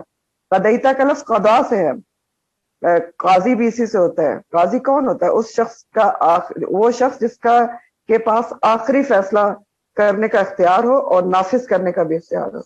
تو دوسری شرط یہ بتائی جا رہی کہ صرف فیصلہ قرآن و سنت سے، نبی کریم صلی اللہ علیہ وسلم کی حدیث و سنت سے نہیں کرانا، بلکہ دوسری شرط یہ ہے کہ جو فیصلہ آپ کر دے، آپ کی حدیث اور سنت جو فیصلہ کر دے، جو بتا دے، پھر اس کے خلاف دلوں میں کوئی تنگی بھی نہیں آنا چاہیے. یعنی دل کی تنگی کے ساتھ حدیث اور سنت کے فیصلے کو نہیں لینا، ظاہری طور پر نہیں لینا، اوپری دل سے قبول نہیں کرنا، بغیر کسی حرج اور تنگی کے دل کی کشادگی سے ظاہری اور باطنی طور پر قرآن حدیث کے فیصلوں کو قبول کرنا ہے. تیسری شرط ہے وہ یسلم تسلیما، اور وہ یسلم تسلیما کر لیں دل کی خوشی سے، بغیر چوں چرا، بغیر ہیل و حجت، بغیر وجوہات پوچھے ہوئے، بغیر اس کی حجت پوچھے ہوئے، بغیر ریزن پوچھے ہوئے، اہتمام سے، دل سے، زبان سے، روح سے آپ کے حدیث و سنت کے فیصلے کو تسلیم کر لیں، پوری طرح مان جائیں. اور اتباع جو ہوتا ہے وہ ہوتا ہی محبت میں، انتہائی محبت میں ہوتا ہے. آپ کو پتہ ہے نا، اتباع اور اطاعت میں فرق ہوتا ہے. اطاعت جو ہوتی ہے نا، اس کا معنی ہوتا ہے کہ اللہ اور رسول کے حکم کو دل کی خوشی سے مان لینا. اور اتباع کیا ہوتا ہے؟ کسی کی انتہائی محبت میں اندھا دھن اس کے نقش قدم پر چلتے چلے جانا. تو اتباع رسول تو صرف آپ کی محبت میں ہوتا ہے، ورنہ ہو ہی نہیں سکتا. ہاں، اور یہ ساری چیزیں جو ہیں کس وقت ہو سکتی ہیں؟ ہاں، کہ سارے فیصلوں کا حل سنت اور رسول سے کیا جائے، پھر اس میں دل کی کوئی تنگی نہ آئے، دل کی خوشی سے ہو، اور یسلم تسلیما ہو، پوری رضامندی سے دل، روح اور دماغ سے انسان آپ کے فیصلے کو قبول کرے، سنت اور حدیث کے فیصلے کو قبول کرے. تو یہ سب اسی صورت میں ہو سکتا ہے جب نبی کریم صلی اللہ علیہ وآلہ وسلم سے حقیقی اور ریئل محبت ہوگی. وہ والی محبت نہیں کہ جو ریلیاں نکال لی اور بتیاں لگا دی. حقیقی محبت ہوگی تو آپ کے فیصلوں پر عمل ہوگا. محبت یہیں سے پتہ چلتی ہے. تو یہ آیت دراصل پچھلی آیات کا نچوڑ ہے، کلائمیکس آپ کہہ سکتے ہیں، جس میں ایک مستقل 3 نکاتی قانون دیا گیا ہے، نہ صرف منافقین کو بلکہ پوری امت کے لیے، قیامت تک کے لیے ہے، کہ نبی کریم صلی اللہ علیہ وسلم کے ارشادات، آپ کے احکامات، آپ کے فیصلے احادیث کی کتابوں میں موجود ہیں، سیرت میں موجود ہے. آپ کا طرز عمل، کس موقع پر کیا کرنا ہے، کس موقع پر کیسے بیہیو کرنا ہے، کیسے پہننا ہے، کیسے کھانا ہے، کیسے اوڑھنا ہے، پہننا، کھانا پینا ہے، کیسے رہنا سہنا ہے، کیسے آپ کا معاملات ہیں، کیا آپ کے رسم و رواج ہیں، کیسے آپ نے جینا ہے، کیسے آپ نے مرنا ہے، کیا آپ کی شادی بیاہ ہے، کیا آپ کے موت کے رسم و رواج ہیں. یہ سارے کہاں موجود ہیں؟ کیا ہمارے پاس موجود نہیں ہیں؟ نہیں ہے ہمارے پاس، موجود ہیں، سیف ہیں احادیث کی کتاب میں. آپ کے سارے ارشادات، آپ کے قول اور آپ کے افعال، ایک ایک موضوع پر، ایک ایک زندگی کے طرز عمل پر رہنمائی موجود ہے. ٹھیک ہے، تو اب اس آیت یہ بتا رہی ہے کہ جو شخص بھی آپ کے ارشادات کے مقابلے میں، سنت رسول صلی اللہ علیہ وسلم کے مقابلے میں، آپ کے احکامات کے مقابلے میں کسی بھی شخص، عزیز، رشتہ دار، اولاد، عالم، پیر، مذہبی رہنما، کسی کے بھی حکم کو، کسی کی بھی خواہش کو ترجیح دیتا ہے تو وہ اس حکم میں شامل ہے علماء کے مطابق کہ وہ مومن ہو ہی نہیں سکتا، اس کا ایمان کمزور ہے. فلا وربک لا یؤمنون، صاف صاف آیت آپ کے سامنے، لا یؤمنون، ایمان کا دعویٰ پھر اس کا غلط ہے. اب اس حکم کے تینوں نقطوں کو ہم اپنے حساب سے دیکھیں گے. 3 چیزیں کہیں گئی نا، ہم نے اپنے حساب سے تو دیکھنا ہے. اللہ تعالیٰ کہہ رہے ہیں وہ مومن ہی نہیں ہو سکتا ہاں جب تک کہ یہ 3 کام وہ نہیں کرتا. مومن ہی نہیں ہے، بھول جائے اپنے آپ کو، اہل ایمان نہ کہے، یا ایھا الذین آمنوا نہ کہے. تو پہلا نقطہ ہے کہ آپ کے کسی بھی قول یا فعل، کسی بھی پہلا نقطہ یہ ہے کہ دوبارہ سے لکھ لیں کہ میں اپنے حساب سے آپ کو تینوں نقطوں کو ایکسپلین کر دوں. پہلا نقطہ ہے کہ صرف زبانی کہنے سے کوئی مومن نہیں ہو سکتا کہ ہم بہت مومن ہیں اور ہم اللہ سے بہت محبت ہے اور رسول سے بہت محبت ہے، خانہ کعبہ دیکھ کے آنسو بہتے ہیں، نعت پڑھتے ہیں تو رو رو کے برا حال ہو جاتا ہے. تو یہ صرف محبت نہیں ہے. رو سکتے ہیں، وہ بھی محبت ہی شو کرتا ہے، لیکن محبت یہاں پر کیا بتائی جا رہی ہے؟ کیا محبت بتائی جا رہی ہے؟ فلا وربک لا یؤمنون حتی یحکموک فیما شجر بینہم. محبت یہ ہے کہ جب دل سے آپ کے ہر فیصلے کو قبول نہ کیا جائے، زندگی کے ہر آسپیکٹ میں سنت رسول سے رجوع نہ کیا جائے، خوشی سے سنت رسول پہ عمل نہ کیا جائے، ہر معاملے میں جو بھی ہے، آپ کا رہن سہن ہے، کھانا پینا ہے، اوڑھنا بچھونا ہے، معاملات ہے، رسم و رواج ہے، جب تک آپ اس کے لیے سنت رسول سے رجوع نہیں کرتے تو اللہ تعالیٰ کہہ رہے ہیں آپ مومن نہیں ہو سکتے. اختلافات کے فیصلے میں بھی جب تک نبی کریم صلی اللہ علیہ وسلم کے فیصلے کی طرف رجوع نہیں کرتے نا، دیکھیں اختلاف تو چھوٹی سی بڑی ہر چیز میں ہوتا ہے نا. اب اختلاف تو اس میں بھی ہو سکتا ہے کہ آپ کوئی چیز رسول کے مطابق، حکم کے مطابق کرنا چاہ رہے ہیں، اگلا آپ سے اختلاف کر رہا ہے، تو اب کیا ہے اس کے اندر؟ بات سمجھ میں آ رہی ہے کہ آپ نے کس سے رجوع کرنا ہے؟ سنت رسول سے رجوع کرنا ہے، تب آپ مومن ہیں. ٹھیک ہے، اور خوشی سے ہر سنت پر عمل کرنے والا وہ مومن ہے، اگر نہیں کرتا تو نہیں ہے، سیدھی سی بات ہے. دوسرا نقطہ ہے ثم لا یجدوا فی انفسہم حرجا مما قضیت. یہ بھی بہت ہی امپورٹنٹ چیز ہے. پھر اپنے نفسوں میں، اپنے دلوں میں جو فیصلہ آپ کر دیں اس سے کوئی تنگی بھی نہیں ہونا چاہیے. یعنی عمل بھی کر لیا سنت یا حدیث پہ، لیکن دل میں تنگی کے ساتھ کیا، تب بھی اللہ تعالیٰ کہہ رہے ہیں تم مومن ہی نہیں ہو. اگر تنگی بھی آتی ہے دل میں تب بھی ایمان مکمل نہیں ہے. اگر نبی کریم صلی اللہ علیہ وسلم کے کسی حکم پر عمل کر بھی لیا ہاف ہارٹیڈلی، دل کی تنگی کے ساتھ، تب بھی ایمان مکمل نہیں ہے۔ دل کی تنگی کیا ہوتی ہے؟ گھٹن یہ ہوتی ہے کہ کوئی حکم نبی کریم صلی اللہ علیہ وسلم کا سامنے آتا ہے اور ہم کو وہ مشکل لگتا ہے کہ یہ کیسے ہوگا نا۔ بہت سارے احکامات ہیں جو ہمیں مشکل لگتے ہیں، آج کل کے دور میں تو بہت سارے ہوتے ہیں، حجاب مشکل لگتا ہے، پردہ مشکل لگتا ہے، اور انشاءاللہ ایک حکم اور بھی ہے جو خواتین کو بہت ہی مشکل لگتا ہے، عنقریب آپ کی تفسیر میں آ جائے گا، آئی بروز کے حوالے سے۔ آپ کو مختصر بتا دوں کہ آئی بروز بنانا جو ہے وہ حرام ہے، اور اس کے اوپر بہت لمبی چوڑی ڈیٹیل حدیث موجود ہے، اور جن لوگوں کو پتا ہے ان کو پتا ہے۔ اب حج اور عمرے پہ جائیں نا، وہ لوگوں کو روک روک کے کہہ رہے ہوتے ہیں کہ یہ حرام ہے، حرام ہے۔ صرف اتنی اجازت ہے کہ اگر مردوں سے مشابہت ہو رہی ہو تو اس کو شیپ کیا جا سکتا ہے، لیکن ایک دنیا کو نہیں پتا، اور جن کو پتا ہے ان کو بھی تنگی ہوتی ہے دل میں، تو عمل نہیں کرتے۔ لیکن بہرحال جہاں پر یہ آئے گا وہ ہم تفصیل سے پڑھیں گے۔ میں نے آپ کو ایک مثال بتائی ہے کہ دل میں تنگی حرجن کیسے پیدا ہوتا ہے۔ پھر بہت ساری چیزیں ہیں کہ جہاں پر اللہ اور رسول کا حکم سامنے آ رہا ہوتا ہے تو ہمیں دل تنگ ہو جاتے ہیں ہمارے، یہ کیسے کریں، یہ تو بڑا مشکل ہے آج کل، فلانا یہ کہے گا، فلانا وہ کہے گا، تو عمل کیسے ہوگا، بہت ہی مشکل ہے۔ تو اب اس موقع پر آپ سوچیں کہ شرح صدر کیا ہوتا ہے۔ شرح صدر کیا ہوتا ہے جس کی ہم دعا کرتے ہیں روز کلاس سے پہلے تو کرتے ہیں، رب اشرح لی صدری، کیا کہتے ہیں ہم؟ کیا مطلب ہے اس کا؟ یا اللہ ہمارا سینہ کھول دے۔ تو سینہ کھلنا کیا ہوتا ہے؟ اسلام کے لیے سینہ کھلنا یہ ہوتا ہے کہ اسلام کے لیے آپ کا دل کشادہ ہو جائے، اور جب آپ کے سامنے کوئی اللہ رسول کا حکم آئے تو آپ کا دل خوش ہو جائے کہ یا اللہ مجھے ایک اور تیرا حکم پتا چل گیا، نبی کریم صلی اللہ علیہ وسلم ایک اور حکم پتا چل گیا، اب میں اس پر بھی عمل کروں گی اور کامیاب ہو جاؤں گی۔ یہ ہوتا ہے شرح صدر، جو صحابہ کا ہوا ہوا تھا، آج بھی بہت لوگوں کا ہوتا ہے، یہ ہوتا ہے شرح صدر۔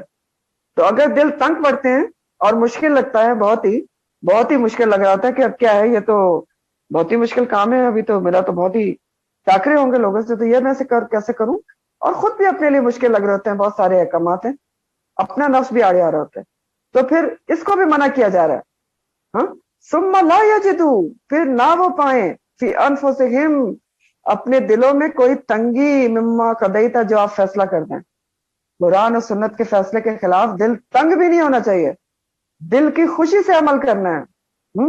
وَيُسَلِّمُ تَسْلِيمًا، مزید تاکید ہے کہ تنگی تو تنگی، یسلم تسلیمہ کرنا ہے، آپ کے ہر حکم پر، حدیث پر، سنت پر، ہر حدیث اور سنت پر، اور ہر رخصت پر بھی، جو آپ نے ریلیکسیشن اللہ سے لے کر دیے اس پر بھی عمل کرنا ہے، بلا چوں ترا، یسلم تسلیمہ، دل، زبان، روح سب جھک جائے احکامات کے آگے۔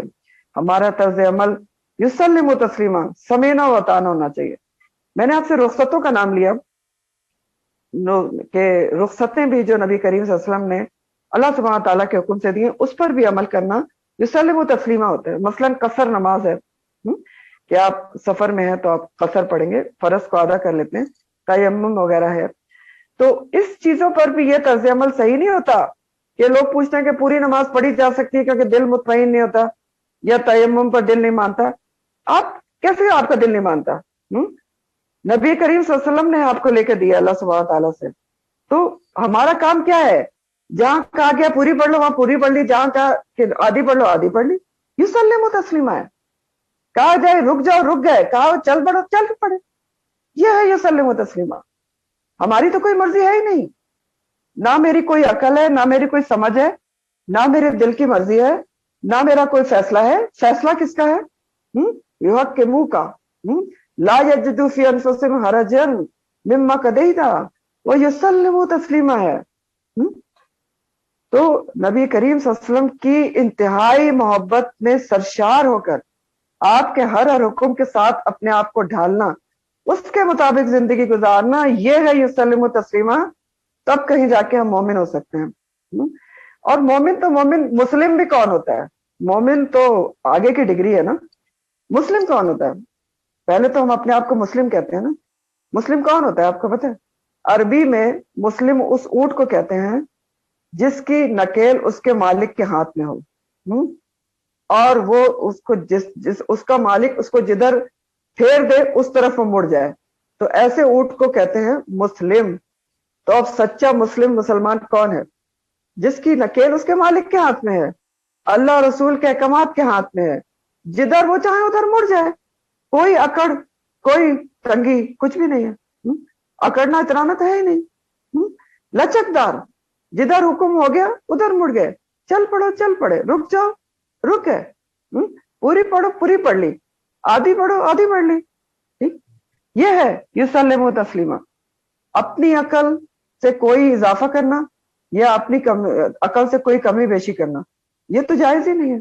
سورہ حجرات کی میں اللہ تعالیٰ فرماتے ہیں، پہلی آیت ہے، یا ایھا الذین آمنوا لا تقدموا بین یدی اللہ ورسولہ، اے لوگوں جو ایمان لائے اللہ اور اس کے رسول سے آگے نہ بڑھو۔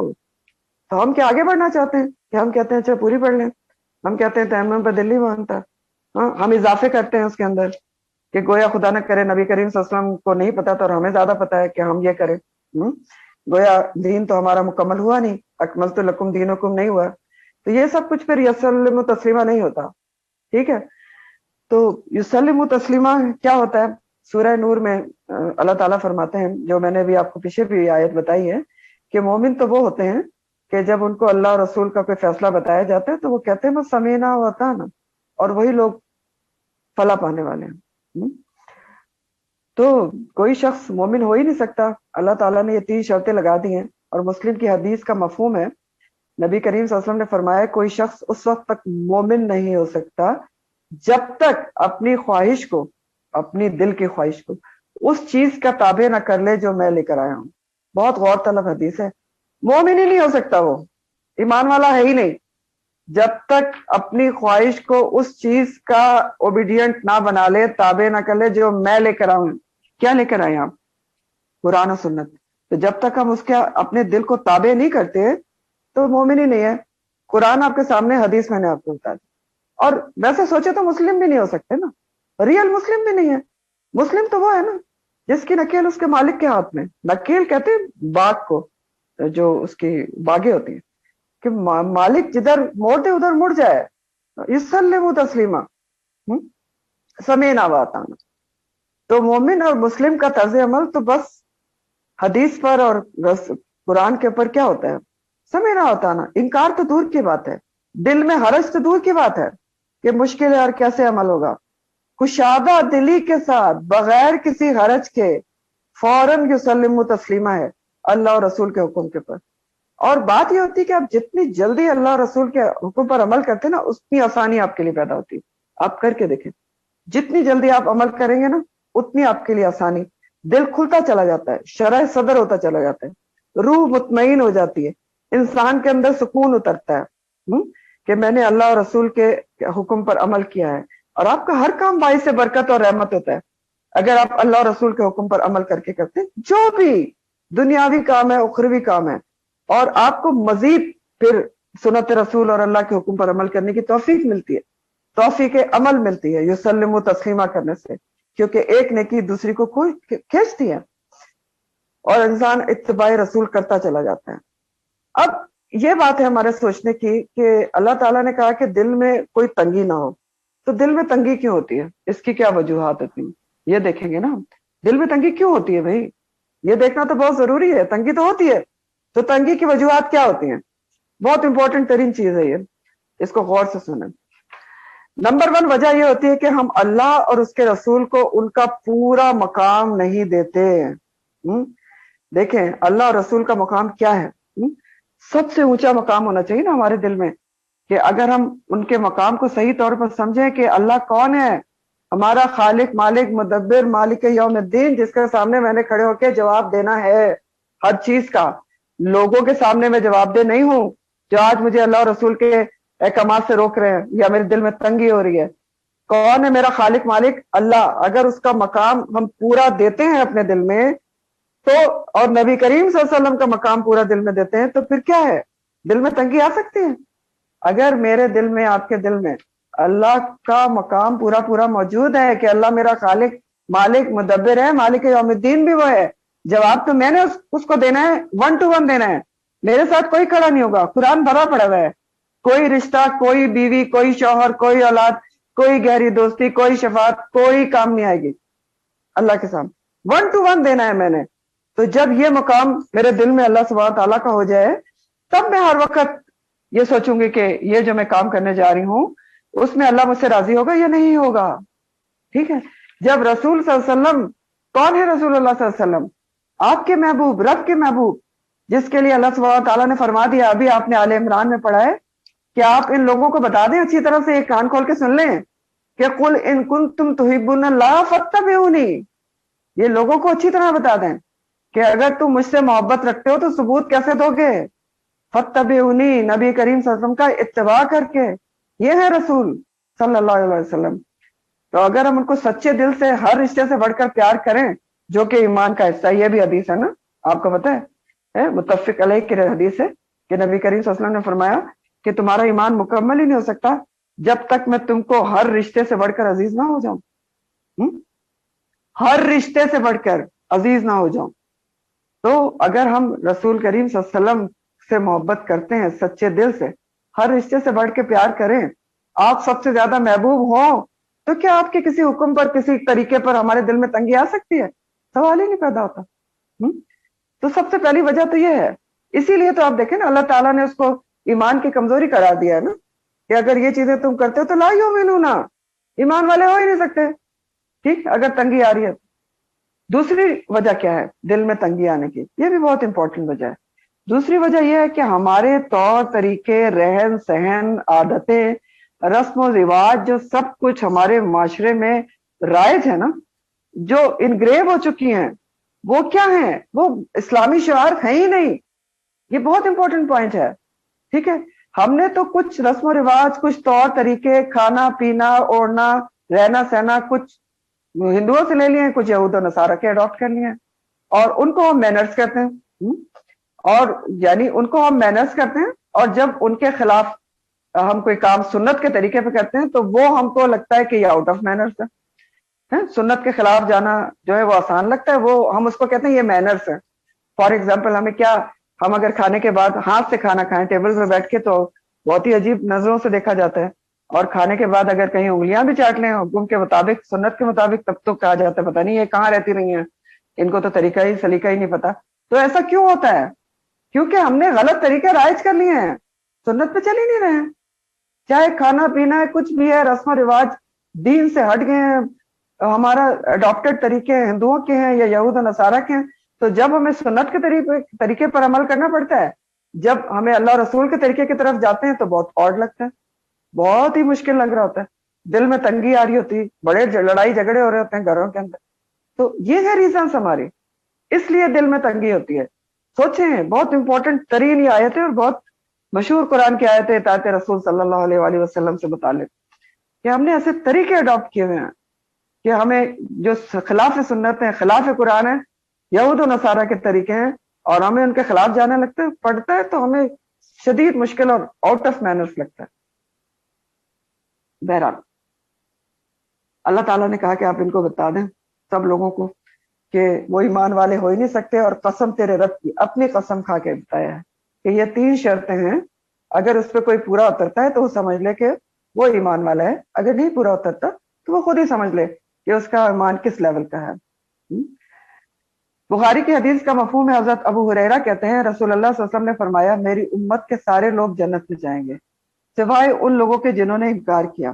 تو صحابہ نے پوچھا کہ یا رسول اللہ، انکار کیا کا کیا مطلب ہے؟ تو آپ صلی اللہ علیہ وسلم نے فرمایا کہ جس نے میری اطاعت کی وہ جنت میں جائے گا، جس نے میری نافرمانی کی اس نے انکار کیا. یعنی جس نے آپ کی اطاعت نہیں کی، کیا مطلب ہوا اس کا؟ اس نے نافرمانی کی اور پھر وہ جنت میں نہیں جائے گا. مسلم کی ایک اور حدیث کا مفہوم ہے، جس نے میری اطاعت کی اس نے اللہ کی اطاعت کی، جس نے میری نافرمانی کی تو اس نے اللہ کی نافرمانی کی. اب یہ جو آیت ہے نا، اس کے شان نزول میں بھی بعض تفاسیر میں ایک واقعہ بیان ہوا ہے، تو میں آپ کو بتا دیتی ہوں. شان نزول ہوتی ہے، لیکن بہرحال جو قرآن کی آیات ہوتی ہیں وہ اس کا عام کانٹیکس بہت امپورٹنٹ ہوتا ہے. شان نزول میں ایک واقعہ یہ بیان ہوتا ہے بخاری میں اور ابن کثیر میں، کہ عروہ بن زبیر روایت کرتے ہیں کہ ان کے جو والد زبیر رضی اللہ تعالیٰ عنہ تھے، ان کا اور ایک انصاری کا جو باغ تھا وہ ساتھ ساتھ واقع تھا. تو جو پانی کی نالی تھی وہ ان کے باغ میں سے ہو کر گزرتی تھی، تو پانی کے ڈسٹریبیوشن پر جھگڑا ہو گیا. تو یہ دونوں جو ہیں، زبیر جو تھے اور وہ انصاری، सॉरी, वो नबी करीम सल्लल्लाहु अलैहि वसल्लम के पास आए फैसले के लिए। तो नबी करीम सल्लल्लाहु अलैहि वसल्लम ने, उर्वा ये जो थे ना, ये आपके फूफीजात भाई भी थे, तो आपने कहा कि जुबैर जो थे रजी अल्लाह ताला, उनसे कहा कि तुम पहले अपने बाग को सैराब कर लो और फिर पानी को अपने हमसाये के बाग में जाने दो। ये सुनकर अंसारी कहने लगा कि क्यों नहीं, आखिर जुबैर आपके फूफीजात बेटे हैं तो आप उनके हक में फैसला करेंगे। ये सुनना था कि आपका रंग बदल गया और आपने कहा जुबैर रजी अल्लाह ताला अन्हु को कि जुबैर अपने खेत को पानी पिलाओ और जब तक पानी मुंडेरों तक ना पहुंच जाए उसके लिए पानी ना छोड़ो, क्योंकि हुक्म एक्चुअल यही है। एक्चुअल हुक्म इसके बारे में यह है कि अगर किसी का खेत या बाग साथ साथ है और किसी की जो पानी का सोर्स है वो उसके एरिया में है, तो पहले वो पूरा जो मुंडेरे है ना, बाउंड्रीज होती हैं, उस तक पूरा सैराब करेगा, यानी अच्छे तरीके से, फिर वो पड़ोसी को पानी देगा। लेकिन पहले जो आपने फैसला किया था उसमें आपने दोनों की रियायत मलहूस रखी थी, ठीक है ना, दोनों की, तो उसने तो उसको उल्टा लिया, तो आपने सही फैसला कर दिया। तो जुबैर कहते हैं कि मैं समझता हूँ कि ये आयत इस वाक्य पर नाजिल हुई हो सकता है, लेकिन बात यह है कि आम कॉन्टेक्स्ट में ये आयत बहुत ज्यादा जो है, इस आयत का हुक्म आम है, हर किसी के लिए है। और अहम तरीन बातें जो इसके अंदर हैं हमारे लिए वो ये है कि हर इख्तिलाफ पर और हर मसले का हल कुरान और हदीस से रुजू करना चाहिए। हर छोटे बड़े काम में, हर छोटे बड़े काम में जिंदगी के पूरी कोशिश करना चाहिए कि इत्तिबाए रसूल करें, ताकि हमारे कामों में, हमारे मैटर्स में, हमारी हर चीज में रहमतें और बरकतें पैदा हो सकें। अपनी मर्जी, अपनी ख्वाहिश नफ्स, ये सब चीजें उसमें शामिल ना करें।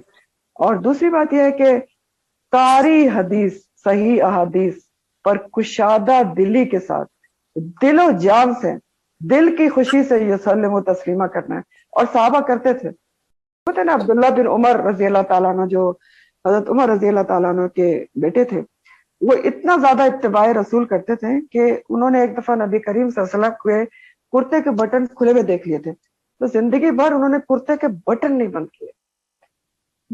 ये होती है मोहब्बत, और इत्तिबा होता ही मोहब्बत में है।